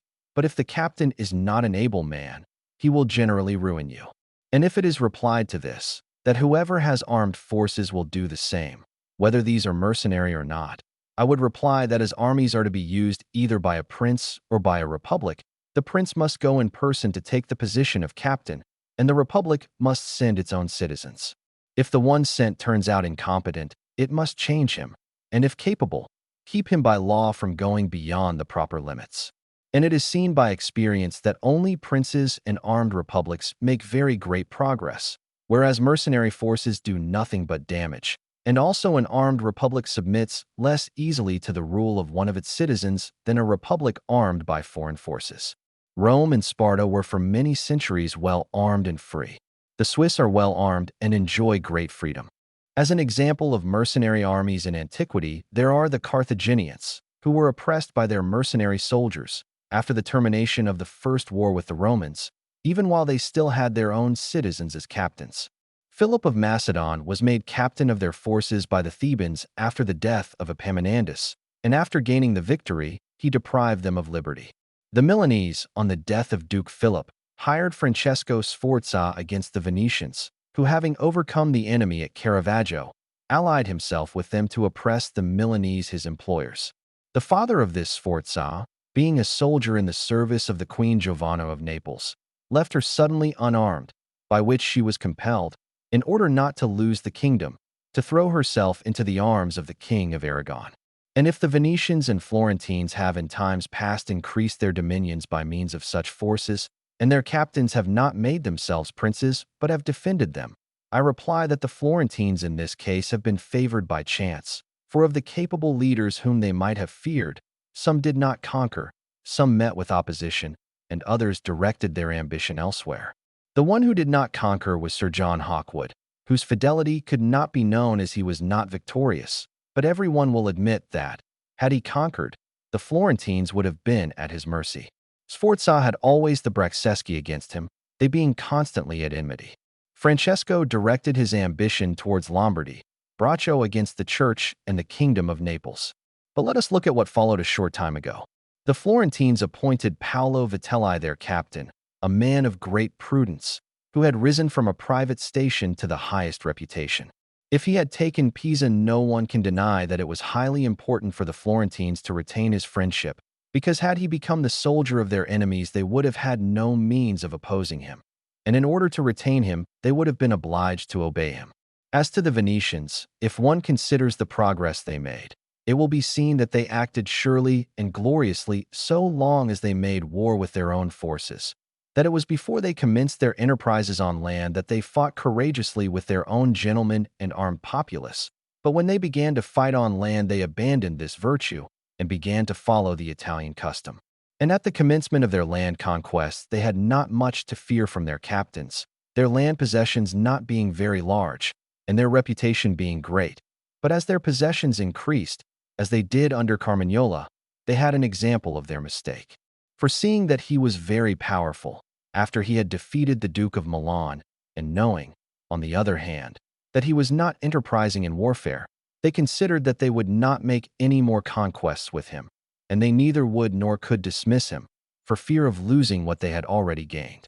They were therefore obliged, in order to make sure of him, to have him killed. They then had for captains Bartolomeo de Bergamo, Roberto de San Severino, Count di Pitigliano, and such like, from whom they had to fear loss instead of gain, as happened subsequently at Vila, where in one day they lost what they had laboriously gained in 800 years. For with these forces, only slow and trifling acquisitions are made, but sudden and miraculous losses. And as I have cited these examples from Italy, which has now for many years been governed by mercenary forces, I will now deal more largely with them, so that having seen their origin and progress, they can be better remedied. You must understand that in these latter times, as soon as the empire began to be repudiated in Italy and the Pope to gain greater reputation in temporal matters, Italy was divided into many states. Many of the principal cities took up arms against their nobles, who, favored by the emperor, had held them in subjection, and the church encouraged this in order to increase its temporal power. In many other cities, one of the inhabitants became prince. Thus, Italy having fallen almost entirely into the hands of the church and a few republics, and the priests and other citizens not being accustomed to bear arms, they began to hire foreigners as soldiers. The first to bring reputation for this kind of militia was Alberigo da Como, a native of Romagna. The discipline of this man produced, among others, Braccio and Sforza, who were in their day the arbiters of Italy. After these came all those others who up to the present day have commanded the armies of Italy, and the result of their prowess has been that Italy has been overrun by Charles, preyed on by Louis, tyrannized over by Ferrando, and insulted by the Swiss. The system adopted by them was, in the first place, to increase their own reputation by discrediting the infantry. They did this because, as they had no country and lived on their earnings, a few foot soldiers did not augment their reputation, and they could not maintain a large number, and therefore they restricted themselves almost entirely to cavalry, by which with a smaller number they were well paid and honored. They reduced things to such a state that in an army of 20,000 soldiers there were not 2,000 foot. They had also used every means to spare themselves and the soldiers any hardship or fear by not killing each other in their encounters, but taking prisoners without a blow. They made no attacks on fortifications by night, and those in the fortifications did not attack the tents at night. They made no stockades on ditches round their camps, and did not take the field in winter. All these things were permitted by their military rules and adopted, as we have said, to avoid trouble and danger, so that they have reduced Italy to slavery and degradation. Chapter 13. Of auxiliary, mixed, and native troops. Auxiliary forces, which are the other kind of useless forces, are when one calls on a potentate to come and aid one with his troops, as was done in recent times by Julius, who, seeing the wretched failure of his mercenary forces in his Ferrara enterprise, had recourse to auxiliaries, and arranged with Ferrando, king of Spain, that he should help him with his armies. These forces may be good in themselves, but they are always dangerous for those who borrow them, for if they lose you are defeated, and if they conquer you remain their prisoner. And although ancient history is full of examples of this, I will not depart from the example of Pope Julius II, which is still fresh. Nothing could be less prudent than the course he adopted, for, wishing to take Ferrara, he put himself entirely into the power of a foreigner. But by good fortune there arose a third cause which prevented him reaping the effects of his bad choice. For when his auxiliaries were beaten at Ravenna, the Swiss rose up and drove back the victors, against all expectation of himself or others, so that he was not taken prisoner by the enemy which had fled, nor by his own auxiliaries, having conquered by other arms than theirs. The Florentines, being totally disarmed, hired 10,000 Frenchmen to attack Pisa, by which measure they ran greater risk than at any period of their struggles. The Emperor of Constantinople, to oppose his neighbors, put 10,000 Turks into Greece, who after the war would not go away again, which was the beginning of the servitude of Greece to the infidels. Anyone, therefore, who wishes not to conquer, would do well to use these forces, which are much more dangerous than mercenaries, as with them ruin is complete, for they are all united and owe obedience to others, whereas with mercenaries, when they have conquered, it requires more time and a good opportunity for them to injure you, as they do not form a single body and have been engaged and paid by you. Therefore, a third party that you have made leader cannot at once acquire enough authority to be able to injure you. In a word, the greatest dangers with mercenaries lies in their cowardice and reluctance to fight, but with auxiliaries the danger lies in their courage. A wise prince, therefore, always avoids these forces and has recourse to his own, and would prefer rather to lose with his own men than conquer with the forces of others, not deeming it a true victory which is gained by foreign arms. I never hesitate to cite the example of Cesare Borgia and his actions. This duke entered Romagna with auxiliary troops, leading forces composed entirely of French soldiers, and with these he took Imola and Forli. But as they seemed unsafe, he had recourse to mercenaries, and hired the Orsini and Vitelli. Afterwards, finding these uncertain to handle, unfaithful and dangerous, he suppressed them and relied upon his own men. And the difference between these forces can be easily seen if one considers the difference between the reputation of the duke when he had only the French, when he had the Orsini and Vitelli, and when he had to rely on himself and his own soldiers. His reputation will be found to have constantly increased, and he was never so highly esteemed as when everyone saw that he was the sole master of his forces. I do not wish to go away from recent Italian instances, but I cannot omit Hiero of Syracuse, whom I have already mentioned. This man being, as I said, made head of the army by the Syracusans, immediately recognized the uselessness of that mercenary militia which was composed like our Italian mercenary troops, and as he thought it unsafe either to retain them or dismiss them, he had them cut in pieces and thenceforward made war with his own arms and not those of others.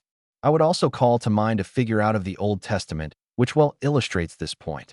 When David offered to Saul to go and fight with the Philistine champion Goliath, Saul, to encourage him, armed him with his own arms, which when David had tried on he refused, saying that with them he could not fight so well.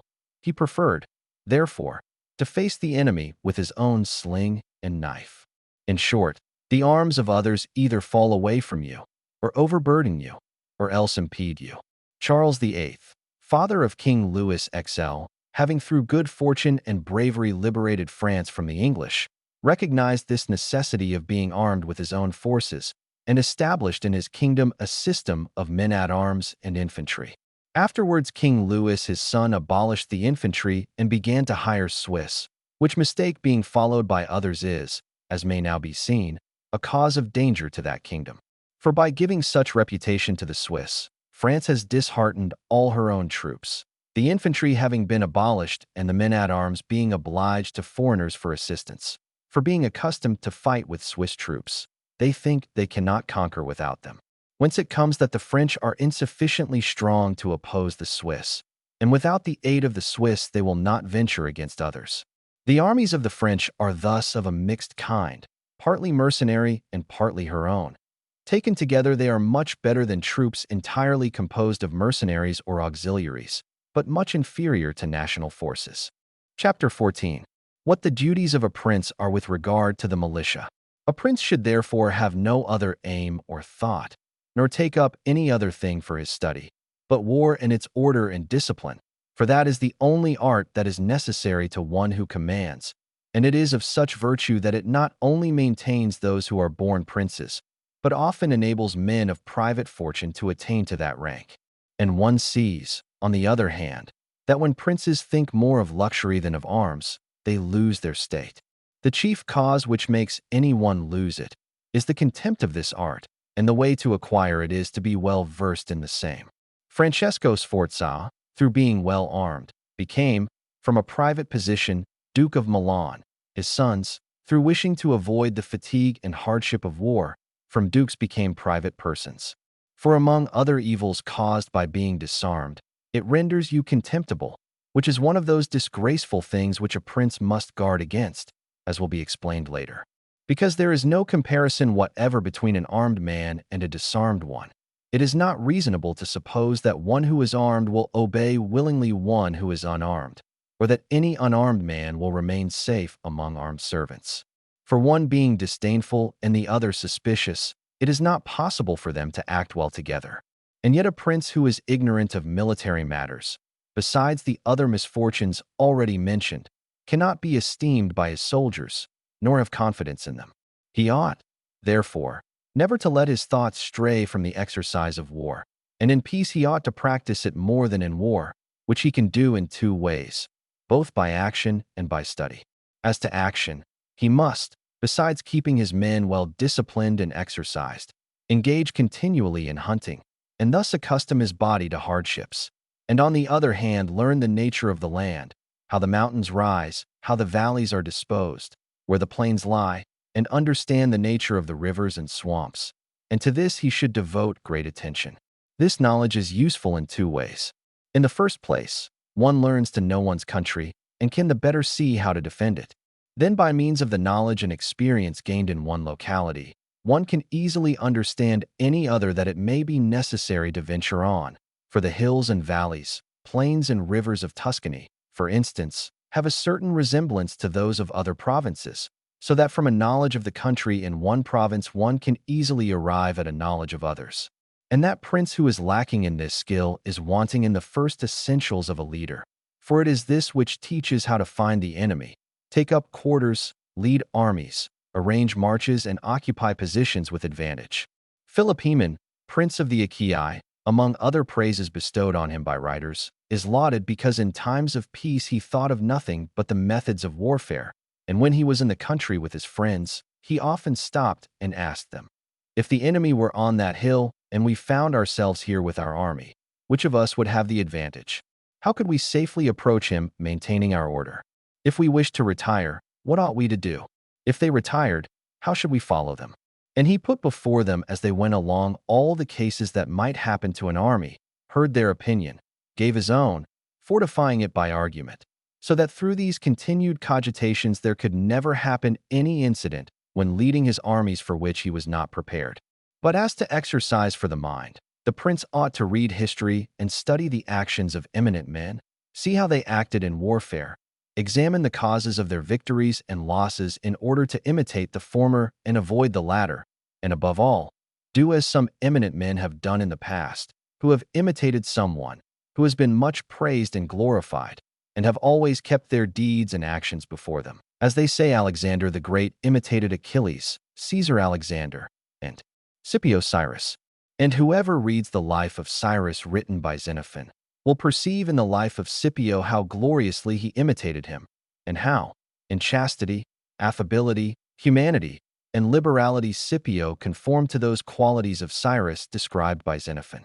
A wise prince should follow similar methods and never remain idle in peaceful times, but by industry make such good use of the time as may serve him in adversity, so that when fortune changes, she may find him prepared to resist her blows.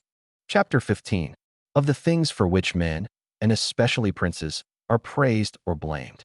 It remains now to be seen what are the methods and rules for a prince as regards his subjects and friends.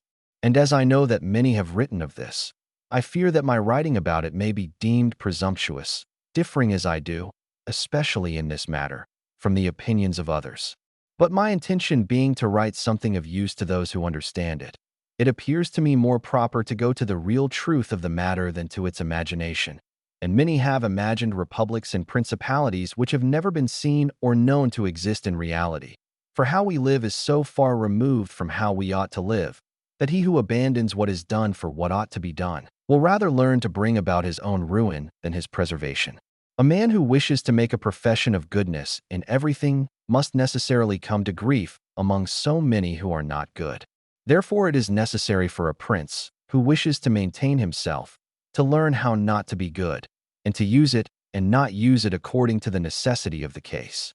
Leaving on one side then those things which concern only an imaginary prince, and speaking of those that are real, I state that all men, when spoken of, and especially princes, who are placed at a greater height, are noted for some of those qualities which bring them either praise or blame. Thus one is considered liberal, another miserly, one a free giver, another rapacious, one cruel, another merciful, one a breaker of his word, another faithful, one effeminate and pusillanimous, another fierce and high-spirited, one humane, another proud, one lascivious, another chaste, one frank, another astute, one hard, another easy, one serious, another frivolous, one religious, another incredulous, and so on. I know that everyone will admit that it would be highly praiseworthy in a prince to possess all the above-named qualities that are reputed good, but as they cannot all be possessed or observed, human conditions not permitting of it, it is necessary that he should be prudent enough to avoid the disgrace of those vices which would lose him the state, and guard himself against those which will not lose it him, if possible, but if not able to, he can indulge them with less scruple. And yet he must not mind incurring the disgrace of those vices, without which it would be difficult to save the state. For if one considers well, it will be found that some things which seem virtues would, if followed, lead to one's ruin, and some others which appear vices result, if followed, in one's greater security and well-being. Chapter 16. Of liberality and niggardliness. Beginning now with the first qualities above named, I say that it would be well to be considered liberal. Nevertheless, liberality used in such a way that you are not feared will injure you, because if used virtuously and in the proper way, it will not be known, and you will not incur the disgrace of the contrary vice. But one who wishes to obtain the reputation of liberality among men must not omit every kind of sumptuous display, and to such an extent that a prince of this character will consume by such means all his resources, and will be at last compelled, if he wishes to maintain his name for liberality, to impose heavy charges on his people, become an extortioner, and do everything possible to obtain money. This will make his subjects begin to hate him, and he will be little esteemed being poor, so that having by this liberality injured many and benefited but few, he will feel the first little disturbance and be endangered by every accident. If he recognizes this and wishes to change his system, he incurs at once the charge of niggardliness. A prince, therefore, not being able to exercise this virtue of liberality without risk if it is known, must not, if he is prudent, object to be called miserly. In course of time he will be thought more liberal, when it is seen that by his parsimony his revenue is sufficient, that he can defend himself against those who make war on him, and undertake enterprises without burdening his people, so that he is really liberal to all those from whom he does not take, who are infinite in number, and niggardly to all to whom he does not give, who are few. In our times we have seen nothing great done except by those who have been esteemed niggardly. The others have all been ruined. Pope Julius II, although he had made use of a reputation for liberality in order to attain the papacy, did not seek to retain it afterwards, so that he might be able to make war on the King of France. And he earned on so many wars without imposing an extraordinary tax, because his extra expenses were covered by the parsimony he had so long practiced. The present King of Spain, if he had been thought liberal, would not have engaged in and won so many enterprises. For these reasons a prince must care little for the reputation of being a miser, if he wishes to avoid robbing his subjects, if he wishes to be able to defend himself, to not become poor and contemptible, and not to be forced to become rapacious. This vice of niggardliness is one of those vices which enable him to reign. If it is said that Caesar attained the empire through liberality, and that many others have reached the highest positions through being liberal or being thought so, I would reply that you are either a prince already or else on the way to become one. In the first case, this liberality is harmful. In the second, it is certainly necessary to be considered liberal, and Caesar was one of those who wished to attain the mastery over Rome. But if after attaining it he had lived and had not moderated his expenses, he would have destroyed that empire. And should anyone reply that there have been many princes who have done great things with their armies, who have been thought extremely liberal, I would answer by saying that the prince may either spend his own wealth and that of his subjects or the wealth of others. In the first case, he must be sparing, but in the second, he must not neglect to be very liberal. This liberality is very necessary to a prince who marches with his armies and lives by plunder, sacking, and extorting, and is dealing with the wealth of others, for without it he would not be followed by his soldiers. And you may be very generous indeed with what is not the property of yourself or your subjects, as were Cyrus, Caesar, and Alexander. For spending the wealth of others will not diminish your reputation, but increase it. Only spending your own resources will injure you. There is nothing which destroys itself so much as liberality, for by using it you lose the power of using it, and become either poor and despicable, or, to escape poverty, rapacious and hated. And of all things that a prince must guard against, the most important are being despicable or hated, and liberality will lead you to one or other of these conditions. It is, therefore, wiser to have the name of a miser, which produces disgrace without hatred, than to incur of necessity the name of being rapacious, which produces both disgrace and hatred. Chapter 17. Of cruelty and clemency, and whether it is better to be loved or feared. Proceeding to the other qualities before named, I say that every prince must desire to be considered merciful and not cruel. He must, however, take care not to misuse this mercifulness. Cesare Borgia was considered cruel, but his cruelty had settled the Romagna, united it, and brought it peace and confidence. If this is considered a benefit, it will be seen that he was really much more merciful than the Florentine people, who, to avoid the name of cruelty, allowed Pistoia to be destroyed.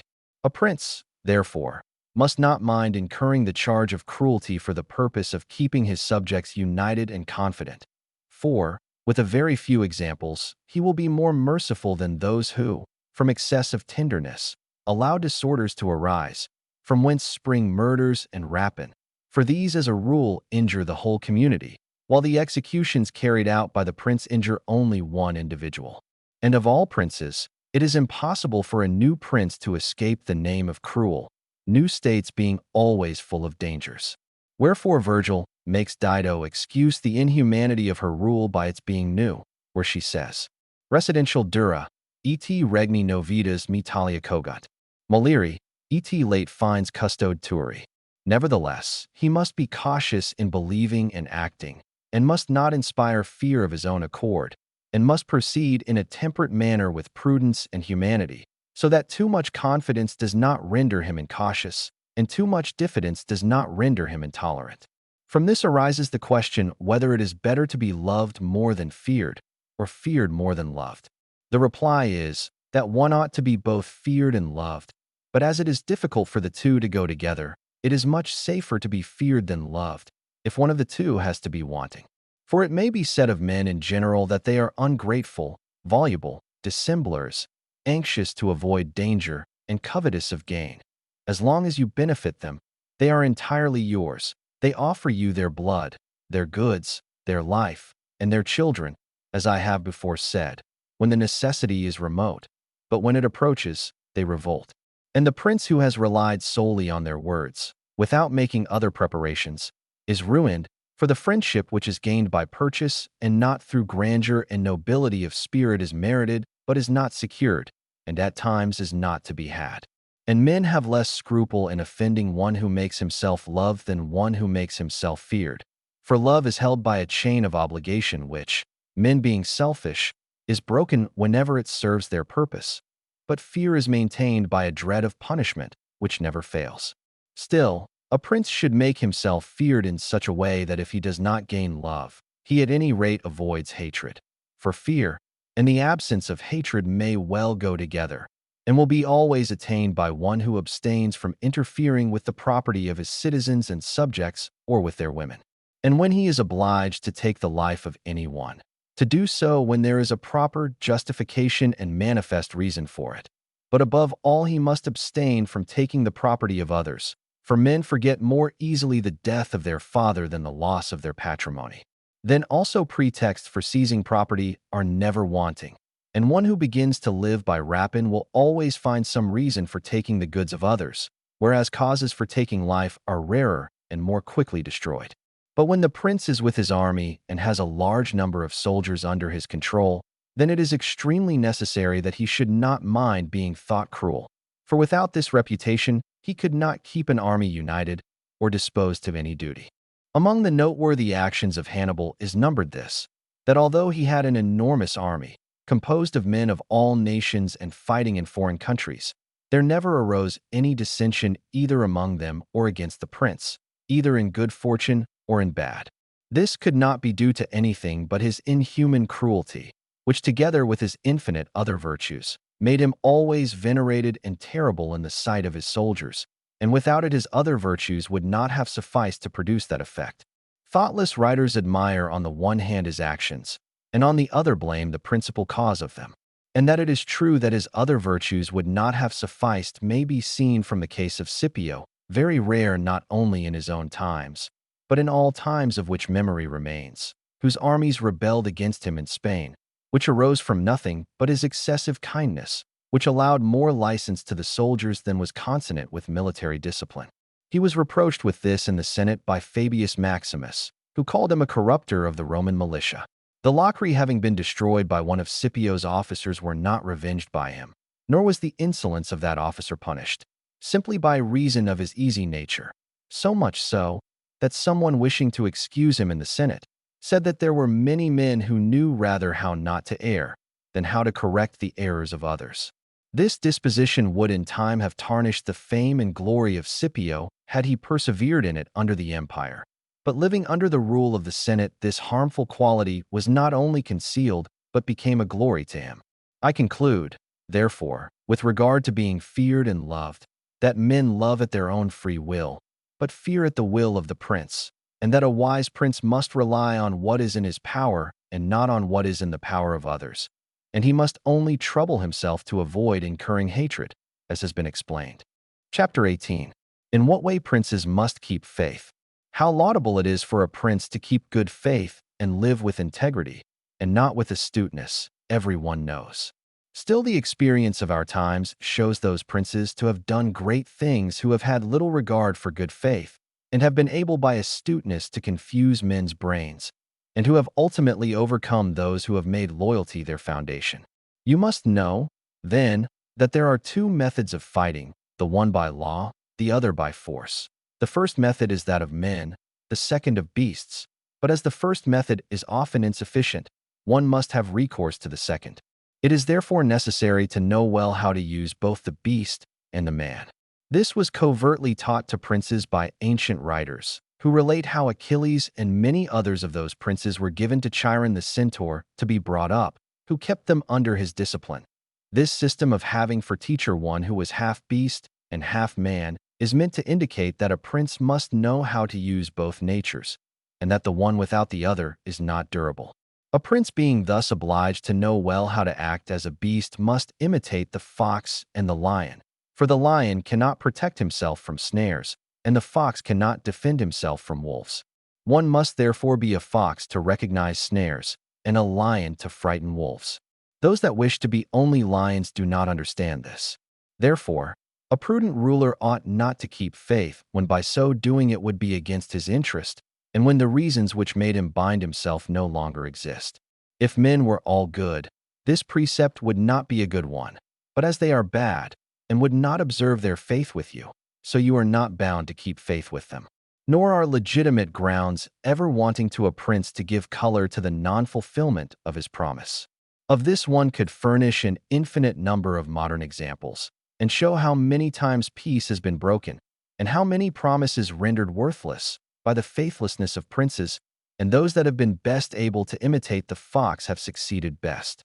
But it is necessary to be able to disguise this character well, and to be a great feigner and dissembler, and men are so simple and so ready to obey present necessities that one who deceives will always find those who allow themselves to be deceived. I will only mention one modern instance. Alexander VI did nothing else but deceive men. He thought of nothing else, and found the way to do it. No man was ever more able to give assurances or affirmed things with stronger oaths, and no man observed them less. However, he always succeeded in his deceptions, as he knew well this side of the world. It is not, therefore, necessary for a prince to have all the above-named qualities, but it is very necessary to seem to have them. I would even be bold to say that to possess them and to always observe them is dangerous, but to appear to possess them is useful. Thus it is well to seem pious, faithful, humane, religious, sincere, and also to be so. But you must have the mind so watchful that when it is needful to be otherwise you may be able to change to the opposite qualities. And it must be understood that a prince, and especially a new prince, cannot observe all those things which are considered good in men, being often obliged, in order to maintain the state, to act against faith, against charity, against humanity, and against religion. And, therefore, he must have a mind disposed to adapt itself according to the wind, and as the variations of fortune dictate, and, as I said before, not deviate from what is good, if possible, but be able to do evil if necessitated. A prince must take great care that nothing goes out of his mouth which is not full of the above-named 5 qualities, and to see and hear him, he should seem to be all faith, all integrity, all humanity, and all religion. And nothing is more necessary than to seem to have this last quality. For men in general judge more by the eyes than by the hands, for every one can see, but very few have to feel. Everybody sees what you appear to be. Few feel what you are, and those few will not dare to oppose themselves to the many, who have the majesty of the state to defend them. And in the actions of men, and especially of princes, from which there is no appeal, the end is everything. Let a prince therefore aim at living and maintaining state the state. The means will always be judged honorable and praised by every one. For the vulgar is always taken by appearances and the result of things, and the world consists only of the vulgar, and the few find a place when the many have nothing to rest upon. A certain prince of the present time, whom it is well not to name, never does anything but preach peace and good faith, but he is really a great enemy to both, and either of them, had he observed them, would have lost him both state and reputation on many occasions. Chapter 19. That we must avoid being despised and hated.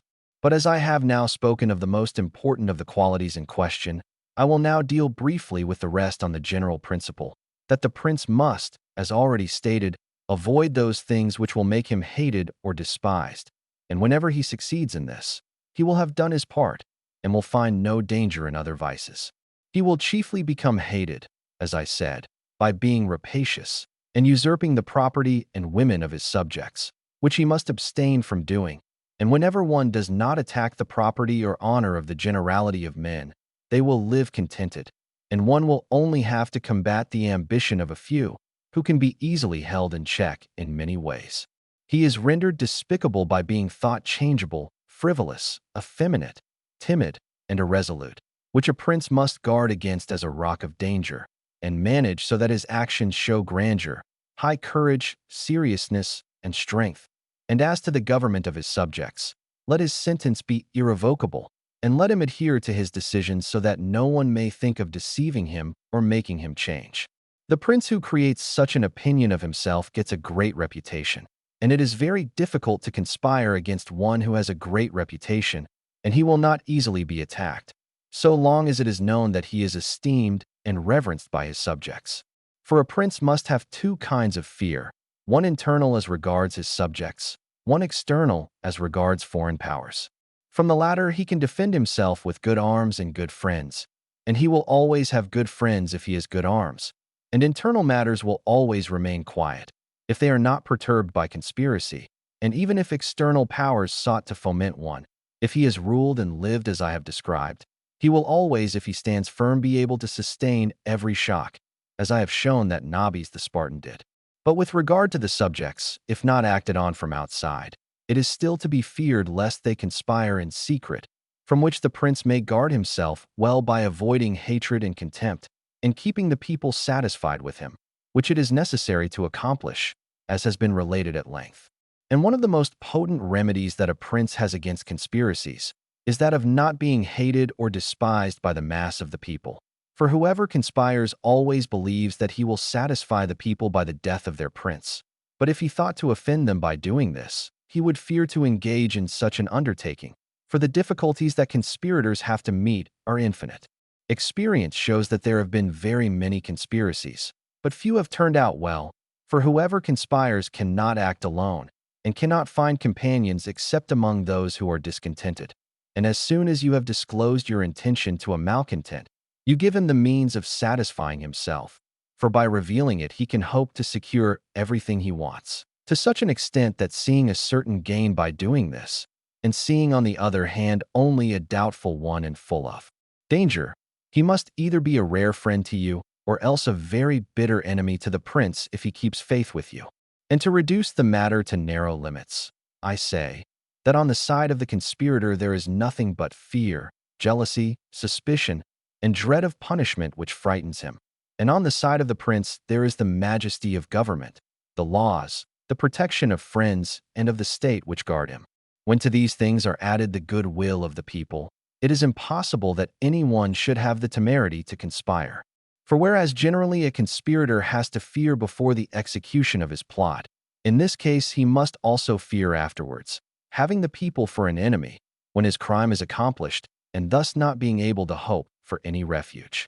Numberless instances might be given of this, but I will content myself with one which took place within the memory of our fathers. Messer Annibale Benevogli, Prince of Bologna, ancestor of the present Messer Annibale, was killed by the Canci, who conspired against him. He left no relations but Messer Giovanni, who was then an infant, but after the murder the people rose up and killed all the Canci.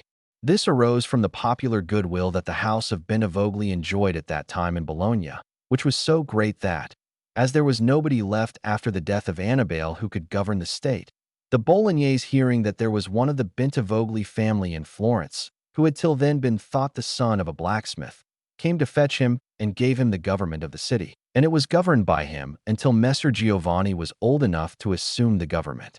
I conclude therefore, that a prince need trouble little about conspiracies when the people are well disposed, but when they are hostile and hold him in hatred, then he must fear everything and everybody. Well-ordered states and wise princes have studied diligently not to drive the nobles to desperation and to satisfy the populace and keep it contented, for this is one of the most important matters that a prince has to deal with. Among the kingdoms that are well-ordered and governed in our time is France, and there we find numberless good institutions on which depend the liberty and security of the king. Of these the chief is the parliament and its authority, because he who established that kingdom, knowing the ambition and insolence of the great nobles, and deeming it necessary to have a bit in their mouths to check them, and knowing on the other hand the hatred of the mass of the people to the great, based on fear, and wishing to secure them, did not wish to make this the special care of the king, to relieve him of the dissatisfaction that he might incur among the nobles by favoring the people, and among the people by favoring the nobles. He therefore established a third judge that, without direct charge of the king, kept in check the great and favored the lesser people. Nor could any better or more prudent measure have been adopted, nor better precaution for the safety of the king and the kingdom. From which another notable rule can be drawn, that princes should let the carrying out of unpopular duties devolve on others, and bestow favors themselves. I conclude again by saying that a prince must esteem his nobles, but not make himself hated by the populace. It may perhaps seem to some that considering the life and death of many Roman emperors that they are instances contrary to my opinion, finding that some who lived always nobly and showed great strength of character, nevertheless lost the empire, or were killed by their subjects who conspired against them. Wishing to answer these objections, I will discuss the qualities of some emperors, showing the cause of their ruin not to be at variance with what I have stated, and I will also partly consider the things to be noted by whoever reads the deeds of these times. I will content myself with taking all those emperors who succeeded to the empire from Marcus the philosopher to Maximinus. These were Marcus, Commodus his son, Pertinax, Heliogabalus, Alexander, and Maximinus. And the first thing to note is that whereas other princes have only to contend against the ambition of the great and the insolence of the people, the Roman emperors had a third difficulty, that of having to support the cruelty and avarice of the soldiers, which was such a difficulty that it was the cause of the ruin of many, it being difficult to satisfy both the soldiers and the people. For the people love tranquility, and therefore like princes who are pacific, but the soldiers prefer a prince of military spirit, who is insolent, cruel, and rapacious. They wish him to exercise these qualities on the people so that they may get double pay and give vent to their avarice and cruelty. Thus it came about that those emperors who, by nature or art, had not such a reputation as could keep both parties in check, invariably were ruined, and the greater number of them who were raised to the empire being new men, knowing the difficulties of these two opposite dispositions, confined themselves to satisfying the soldiers, and thought little of injuring the people. This choice was necessary, princes not being able to avoid being hated by someone. They must first try not to be hated by the mass of the people. If they cannot accomplish this, they must use every means to escape the hatred of the most powerful parties. And therefore these emperors, who being new men had need of extraordinary favors, adhered to the soldiers more willingly than to the people. Whether this, however, was of use to them or not, depended on whether the prince knew how to maintain his reputation with them. From these causes it resulted that Marcus, Pertinax, and Alexander, being all of modest life, lovers of justice, enemies of cruelty, humane and benign, had all a sad ending except Marcus. Marcus alone lived and died in honor, because he succeeded to the empire by hereditary right and did not owe it either to the soldiers or to the people. Besides which, possessing many virtues which made him revered, he kept both parties in their place as long as he lived and was never either hated or despised. But Pertinax was created emperor against the will of the soldiers, who being accustomed to live licentiously under Commodus, could not put up with the honest life to which Pertinax wished to limit them, so that having made himself hated, and to this contempt being added because he was old, he was ruined at the very beginning of his administration. Whence it may be seen that hatred is gained as much by good works as by evil, and therefore, as I said before, a prince who wishes to maintain the state is often forced to do evil, for when that party, whether populace, soldiery, or nobles, whichever it be that you consider necessary to you for keeping your position, is corrupt, you must follow its humor and satisfy it, and in that case good works will be inimical to you. But let us come to Alexander, who was of such goodness, that among other things for which he is praised, it is said that in the 14 years that he reigned no one was put to death by him without a fair trial. Nevertheless, being considered effeminate, and a man who allowed himself to be ruled by his mother, and having thus fallen into contempt, the army conspired against him and killed him. Looking, on the other hand, at the qualities of Commodus, Severus, Antoninus, extremely cruel and rapacious. To satisfy the soldiers there was no injury which they would not inflict on the people, and all except Severus ended badly. Severus, however, had such abilities that by maintaining the soldiers friendly to him, he was able to reign happily, although he oppressed the people, for his virtues made him so admirable in the sight both of the soldiers and the people that the latter were, as it were, astonished and stupefied, while the former were respectful and contented. As the deeds of this ruler were great for a new prince, I will briefly show how well he could use the qualities of the fox and the lion, whose natures, as I said before, it is necessary for a prince to imitate. Knowing the sloth of the Emperor Julian, Severus, who was leader of the army in Slavonia, persuaded the troops that it would be well to go to Rome to avenge the death of Pertinax, who had been slain by the imperial guard, and under this pretext, without revealing his aspirations to the throne, marched with his army to Rome and was in Italy before his design was known. On his arrival in Rome, the Senate elected him emperor through fear, and Julian died. There remained after this beginning two difficulties to be faced by Severus before he could obtain the whole control of the empire. One in Asia, where Nigrinus, head of the Asiatic armies, had declared himself emperor, the other in the west from Albinus, who also aspired to the empire. And as he judged it dangerous to show himself hostile to both, he decided to attack Nigrinus and deceive Albinus, to whom he wrote that having been elected emperor by the Senate he wished to share that dignity with him. He sent him the title of Caesar and, by deliberation of the Senate, he was declared his colleague, all of which was accepted as true by Albinus. But when Severus had defeated and killed Nigrinus and pacified things in the east, he returned to Rome and charged Albinus in the Senate with having, unmindful of the benefits received from him, traitorously sought to assassinate him, and stated that he was therefore obliged to go and punish his ingratitude. He then went to France to meet him, and there deprived him of both his position and his life. Whoever examines in detail the actions of Severus will find him to have been a very ferocious lion and an extremely astute fox, and will see him to have been feared and respected by all and not hated by the army, and will not be surprised that he, a new man, should have been able to hold the empire so well, since his great reputation defended him always from that hatred that his rapacity might have produced in the people. But Antoninus his son was also a man of great ability, and possessed qualities that rendered him admirable in the sight of the people, and also made him popular with the soldiers, for he was a military man, capable of enduring the most extreme hardships, disdainful of delicate food, and every other luxury, which made him loved by all the armies.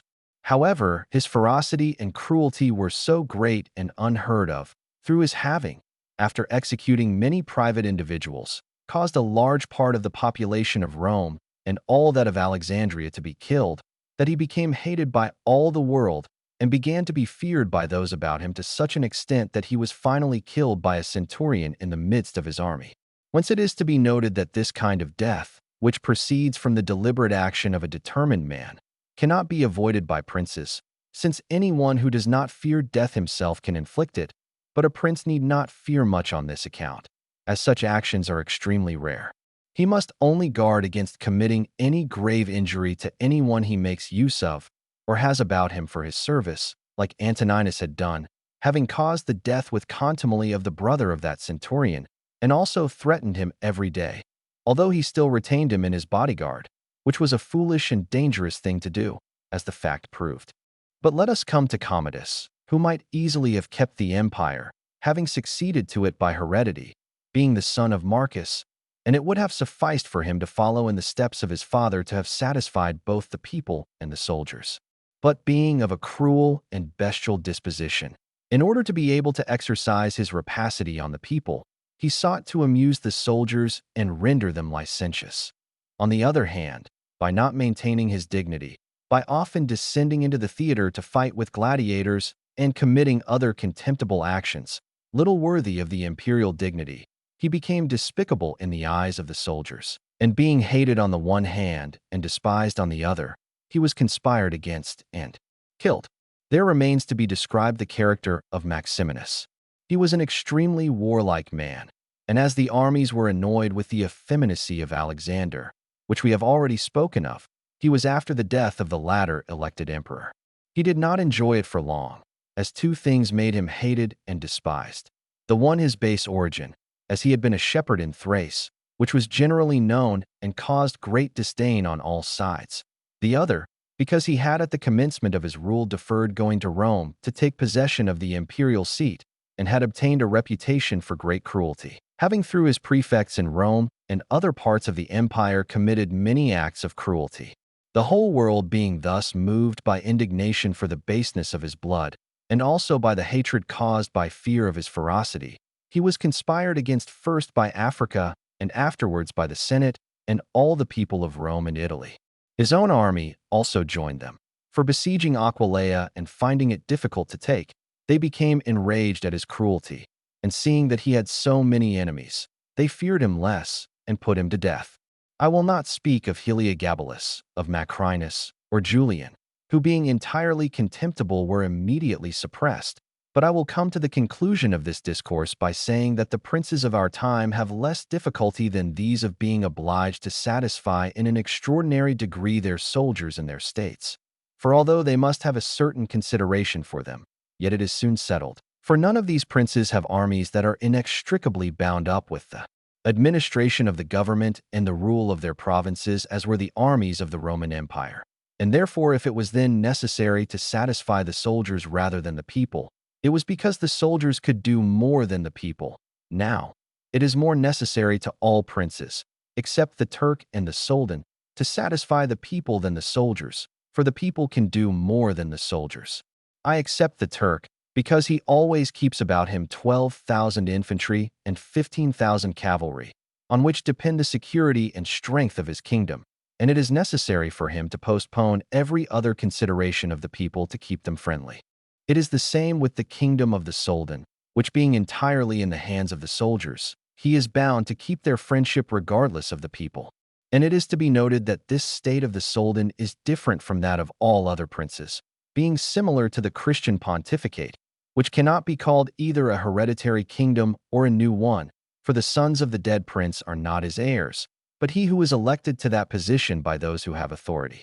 And as this order is ancient, it cannot be called a new kingdom, there being none of these difficulties which exist in new ones. As although the prince is new, the rules of that state are old and arranged to receive him as if he were their hereditary lord. But returning to our matter, I say that whoever studies the preceding argument will see that either hatred or contempt were the causes of the ruin of the emperors named, and will also observe how it came about that, some of them acting in one way and some in another, in both ways there were some who had a fortunate and others an unfortunate ending.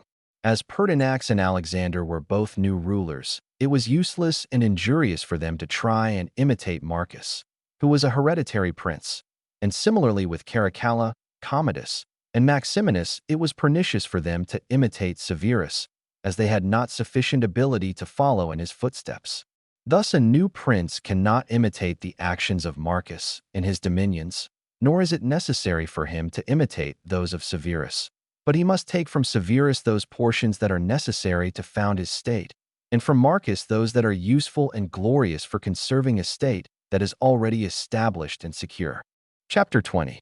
Whether fortresses and other things which princes often make are useful or injurious. Some princes, in order to securely hold their possessions, have disarmed their subjects. Some others have kept their subject lands divided into parts. Others have fomented enmities against themselves. Others have endeavored to win over those whom they suspected at the commencement of their rule. Some have constructed fortresses. Others have ruined and destroyed them. And although one cannot pronounce a definite judgment as to these things without going into the particulars of the state to which such a deliberation is to be applied, Still I will speak in such a broad way as the matter will permit of.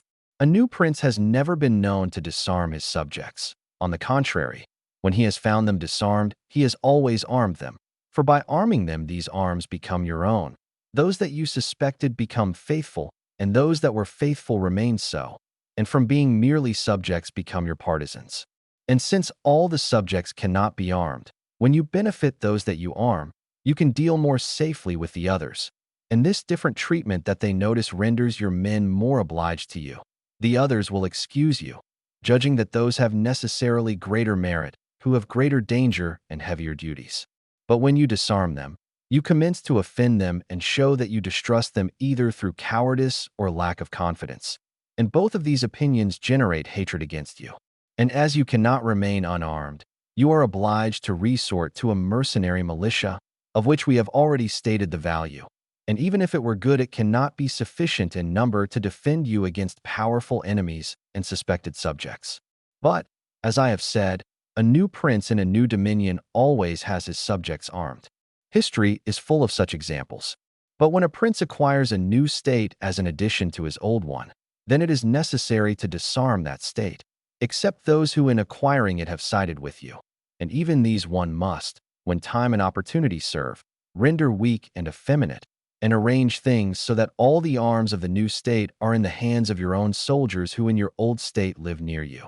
Our forefathers and those who were esteemed wise used to say that it was necessary to hold Pistoia by means of Factius and Pisa with fortresses, and for this purpose they fomented differences among their subjects in some town in order to possess it more easily. This, in those days when Italy was fairly divided, was doubtless well done, but does not seem to me to be a good precept for the present time, for I do not believe that the divisions thus created ever do any good. On the contrary, it is certain that when the enemy approaches, the cities thus divided will be at once lost, for the weaker faction will always side with the enemy, and the other will not be able to stand.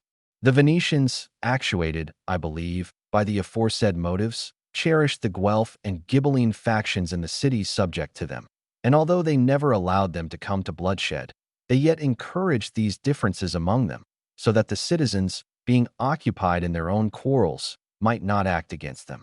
This, however, did not avail them anything, as was seen when, after the defeat of Vila, a part of those subjects immediately took courage and took from them the whole state.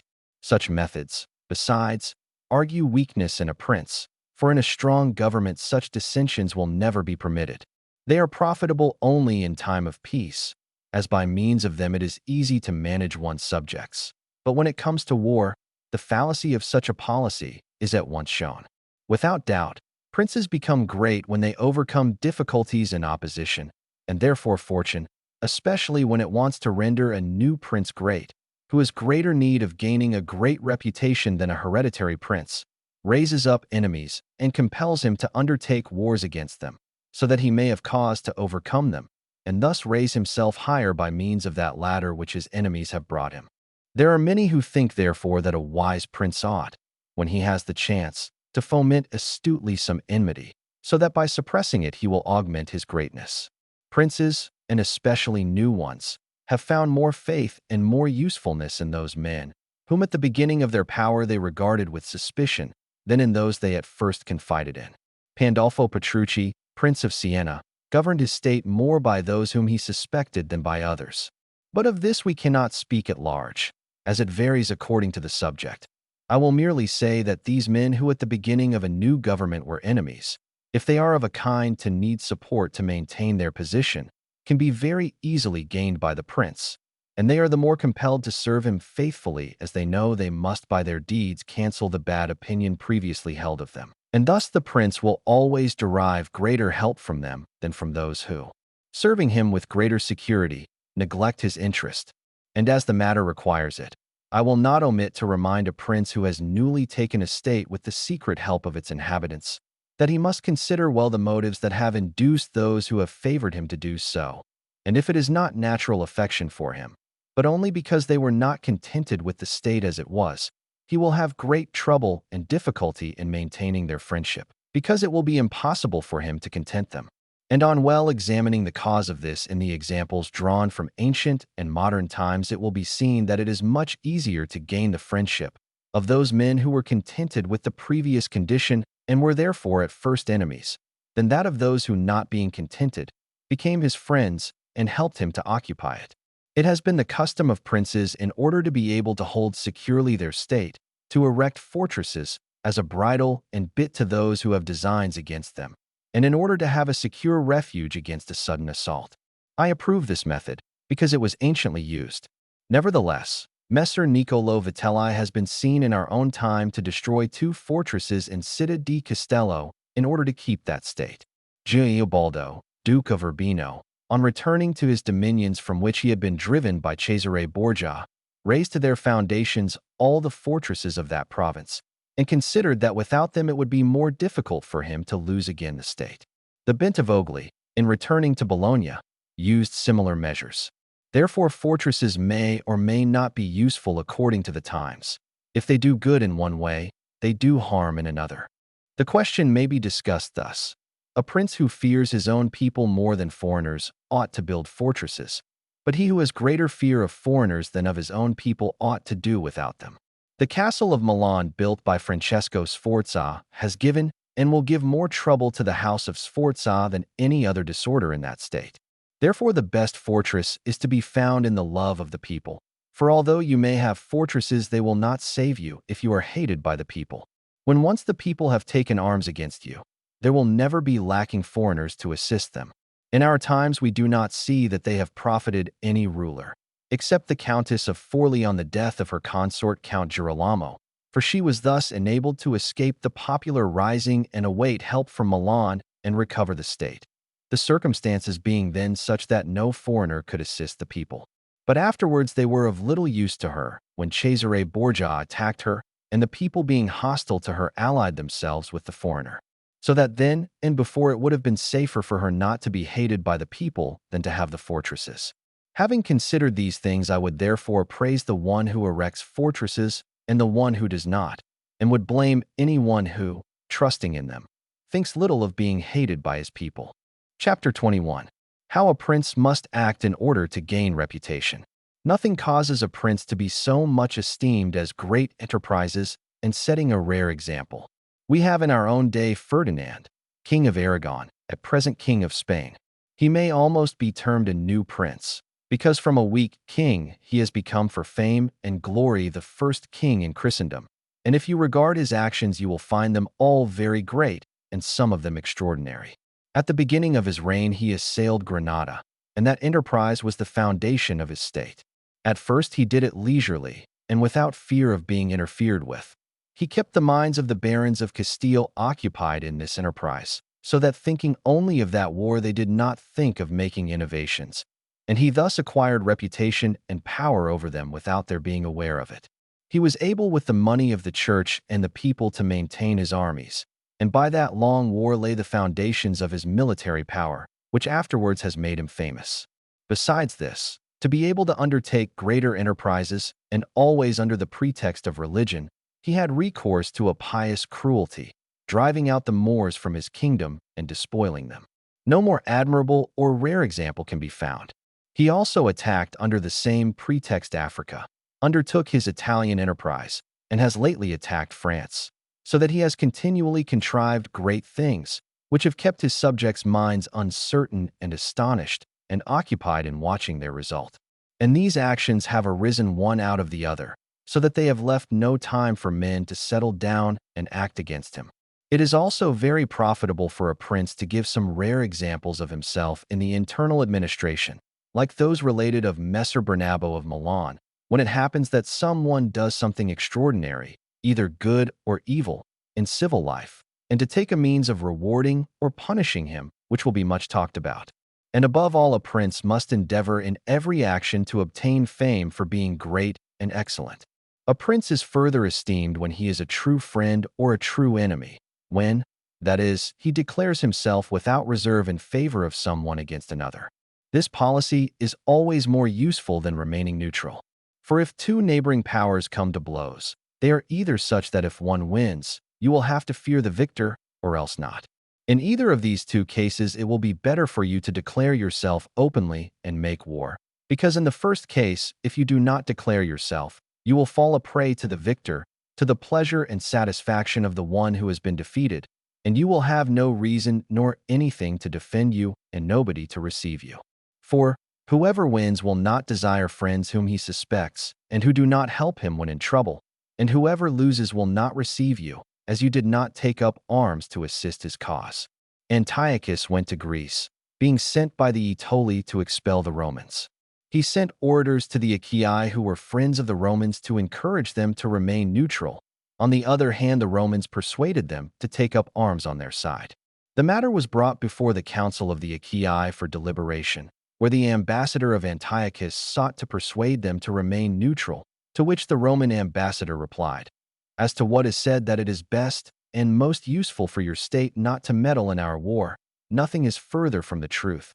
For if you do not meddle in it, you will become, without any favor or any reputation, the prize of the victor.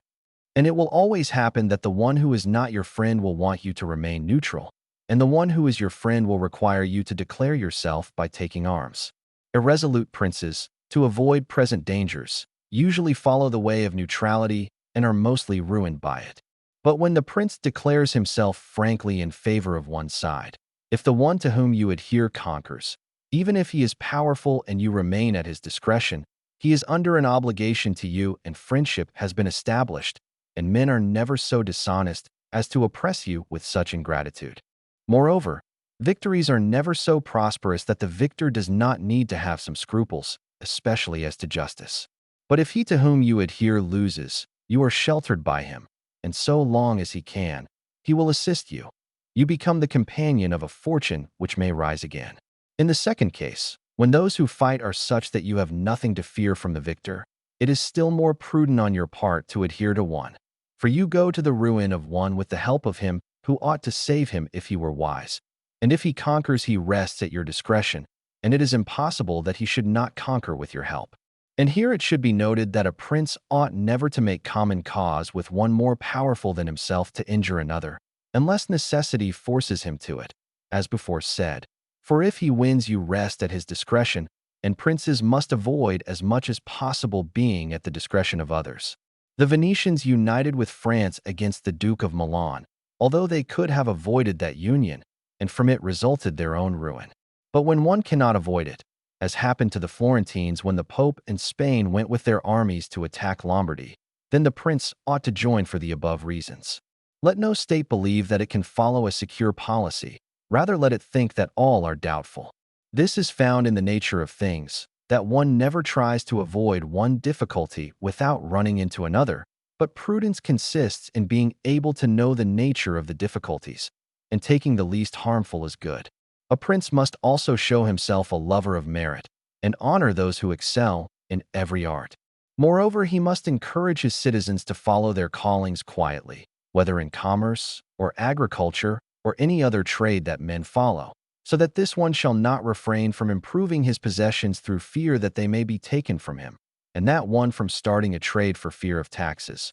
But he should offer rewards to whoever does these things, and to whoever seeks in any way to improve his city or state.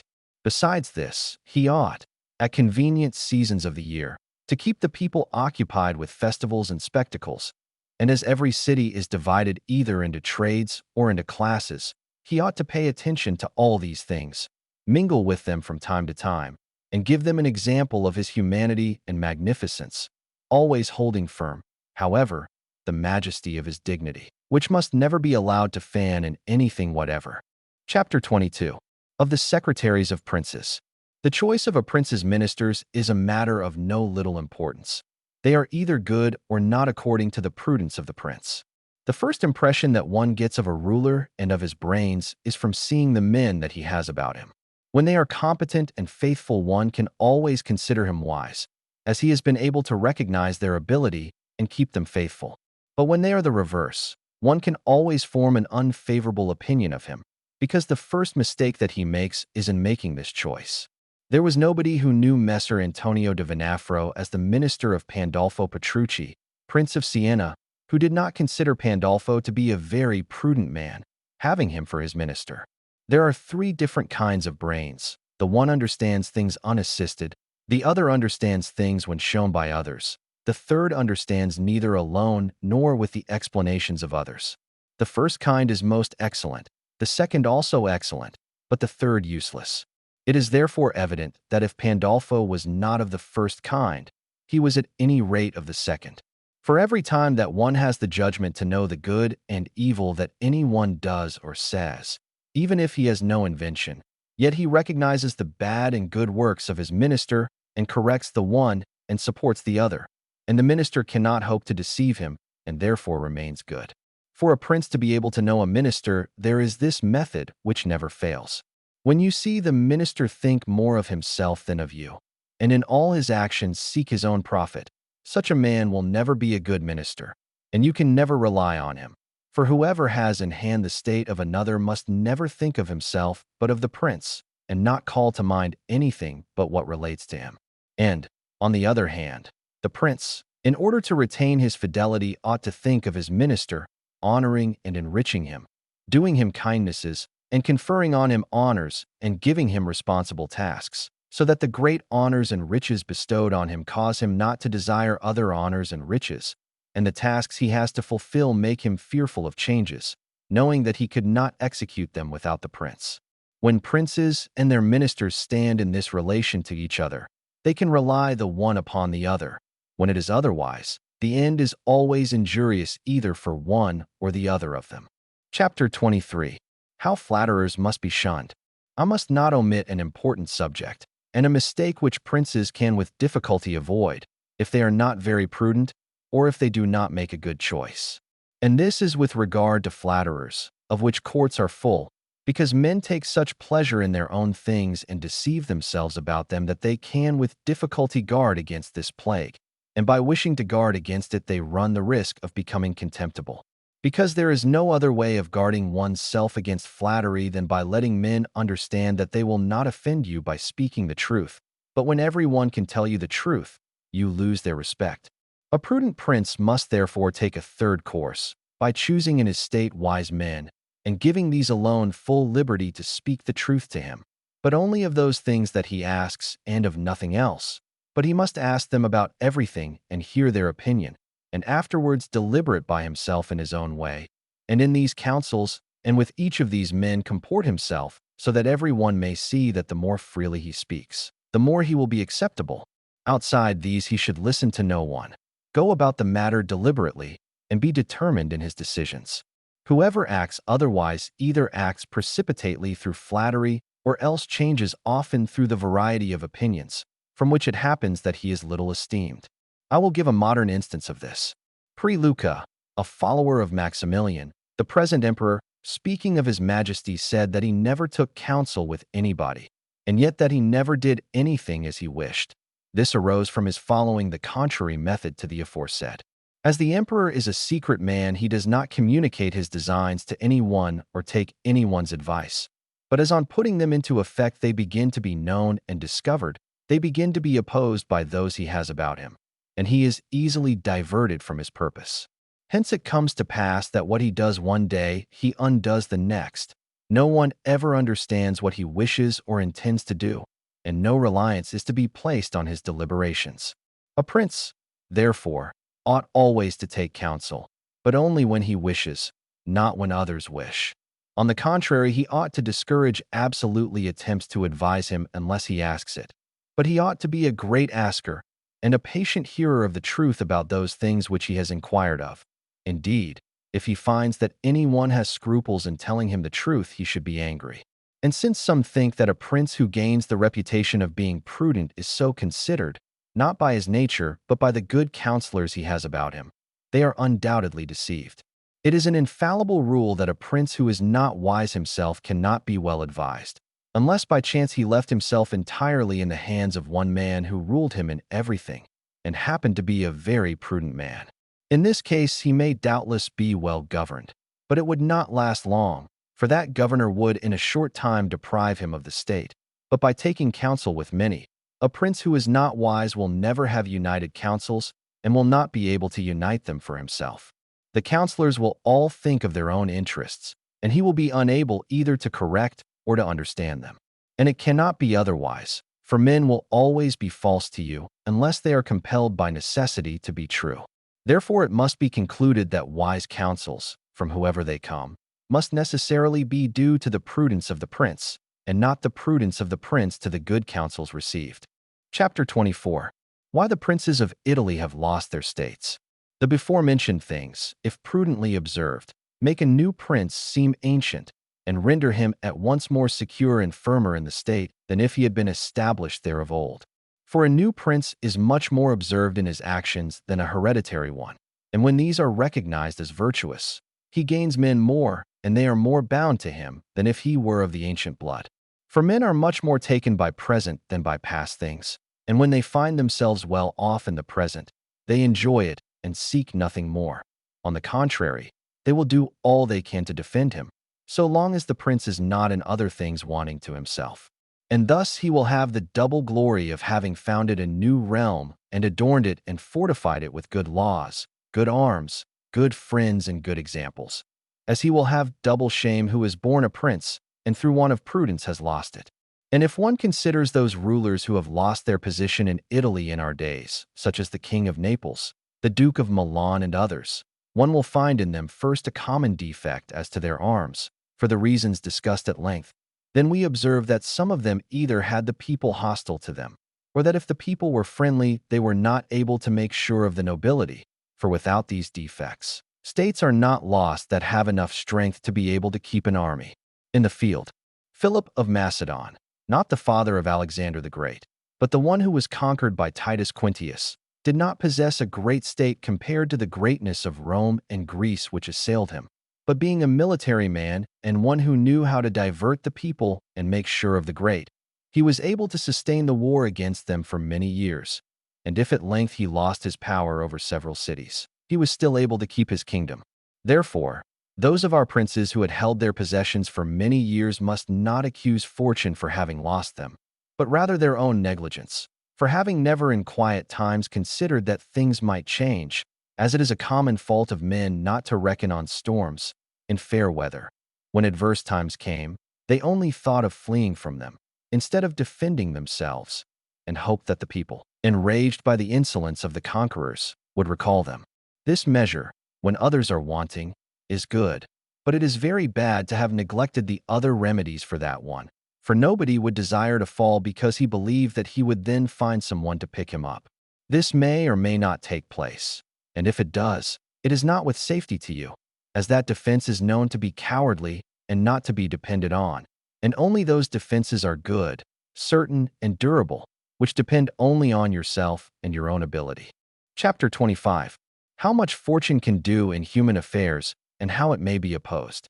It is not unknown to me how many have been and are of opinion that worldly events are so governed by fortune and by God, that men cannot by their prudence change them, and that on the contrary there is no remedy whatever, and for this they may judge it to be useless to toil much about them, but let things be ruled by chance. This opinion has been more believed in our day, from the great changes that have been seen, and are daily seen, beyond every human conjecture. When I think about them at times, I am partly inclined to share this opinion. Nevertheless, that our free will may not be altogether extinguished, I think it may be true that fortune is the ruler of half our actions, but that she allows the other half, or a little less, to be governed by us. I would compare her to an impetuous river that, when turbulent, inundates the plains, ruins trees and buildings, removes earth from this side, and places it on the other. Every one flies before it, and everything yields to its fury without being able to oppose it. And yet though it is of such a kind, still when it is quiet, men can make provision against it by dams and banks, so that when it rises it will either go into a canal, or its rush will not be so wild and dangerous. It happens similarly with fortune, which shows her power where no measures have been taken to resist her, and turns her fury where she knows that no dams or barriers have been made to hold her. And if you regard Italy, which has been the seat of these changes, and who has given the impulse to them, you will see her to be a country without dams or barriers of any kind. If she had been protected by proper measures, like Germany, Spain, and France, this inundation would not have caused the great changes that it has, or would not have happened at all. This must suffice as regards opposition to fortune in general. But limiting myself more to particular cases, I would point out how one sees a certain prince today fortunate and tomorrow ruined, without seeing that he has changed in character or otherwise. I believe this arises in the first place from the causes that we have already discussed at length, that is to say, because the prince who bases himself entirely on fortune is ruined when fortune varies. I also believe that he is happy whose mode of proceeding accords with the needs of the times, and similarly he is unfortunate whose mode of proceeding is opposed to the times. For one sees that men in those things which lead them to the aim that each one has in view, namely, glory and riches, proceed in various ways, one with circumspection, another with impetuosity, one by violence, another by cunning, one with patience, another with the reverse, and each by these diverse ways may arrive at his aim. One sees also two cautious men, one of whom succeeds in his designs, and the other not. And in the same way two men succeed equally by different methods, one being cautious, the other impetuous, which arises only from the nature of the times, which does or does not conform to their method of proceeding.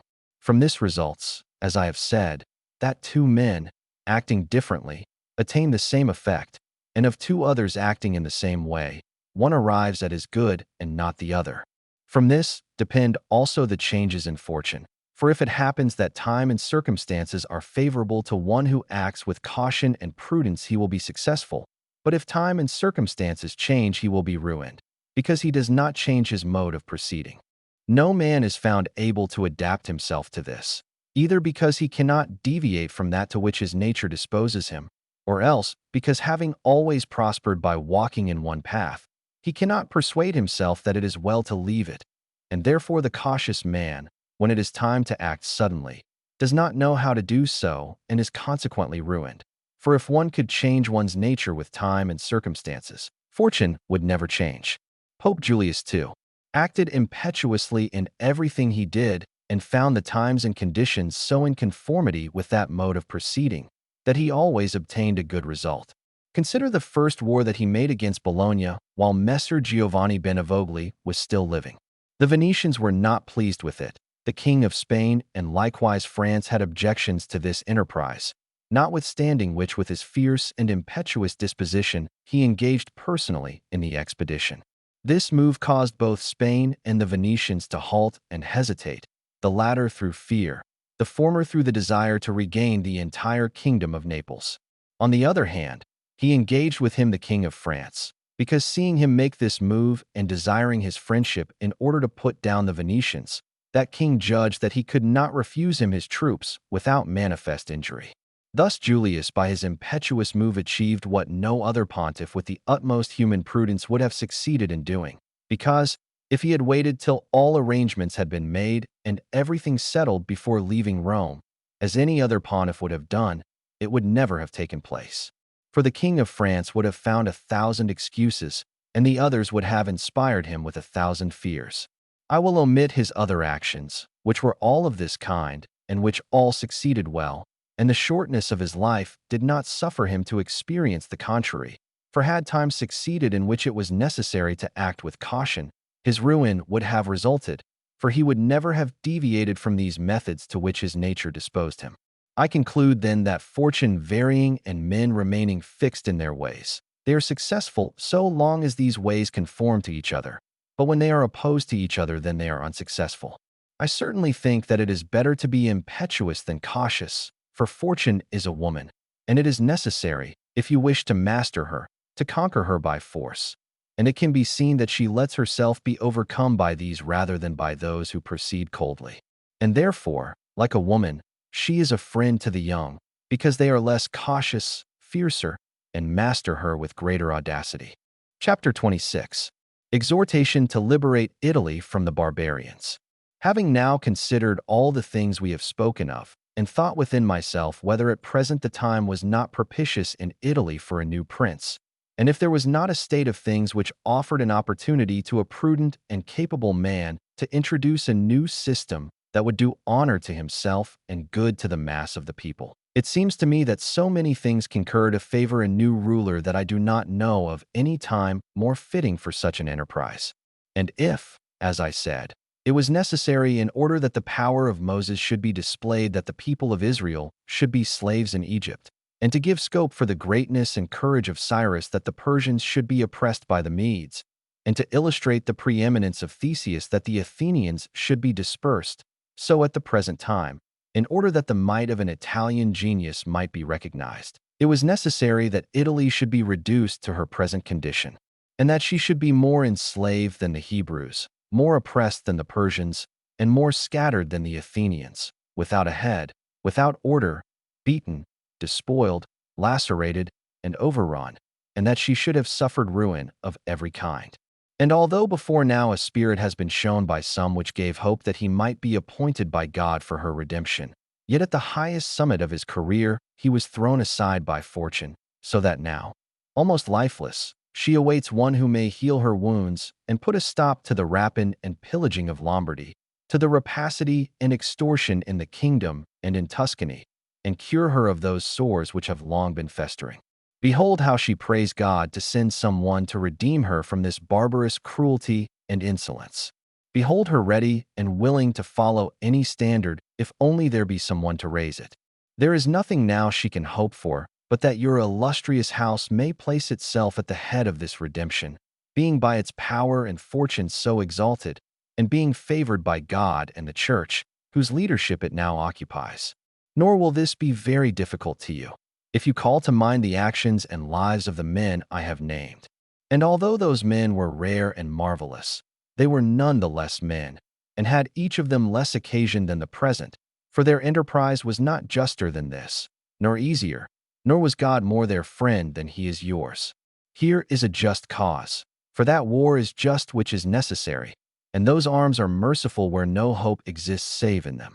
Here is the greatest willingness, nor can there be great difficulty where there is great willingness, provided that the measures are adopted of those whom I have set before you as examples. Besides this, unexampled wonders have been seen here performed by God.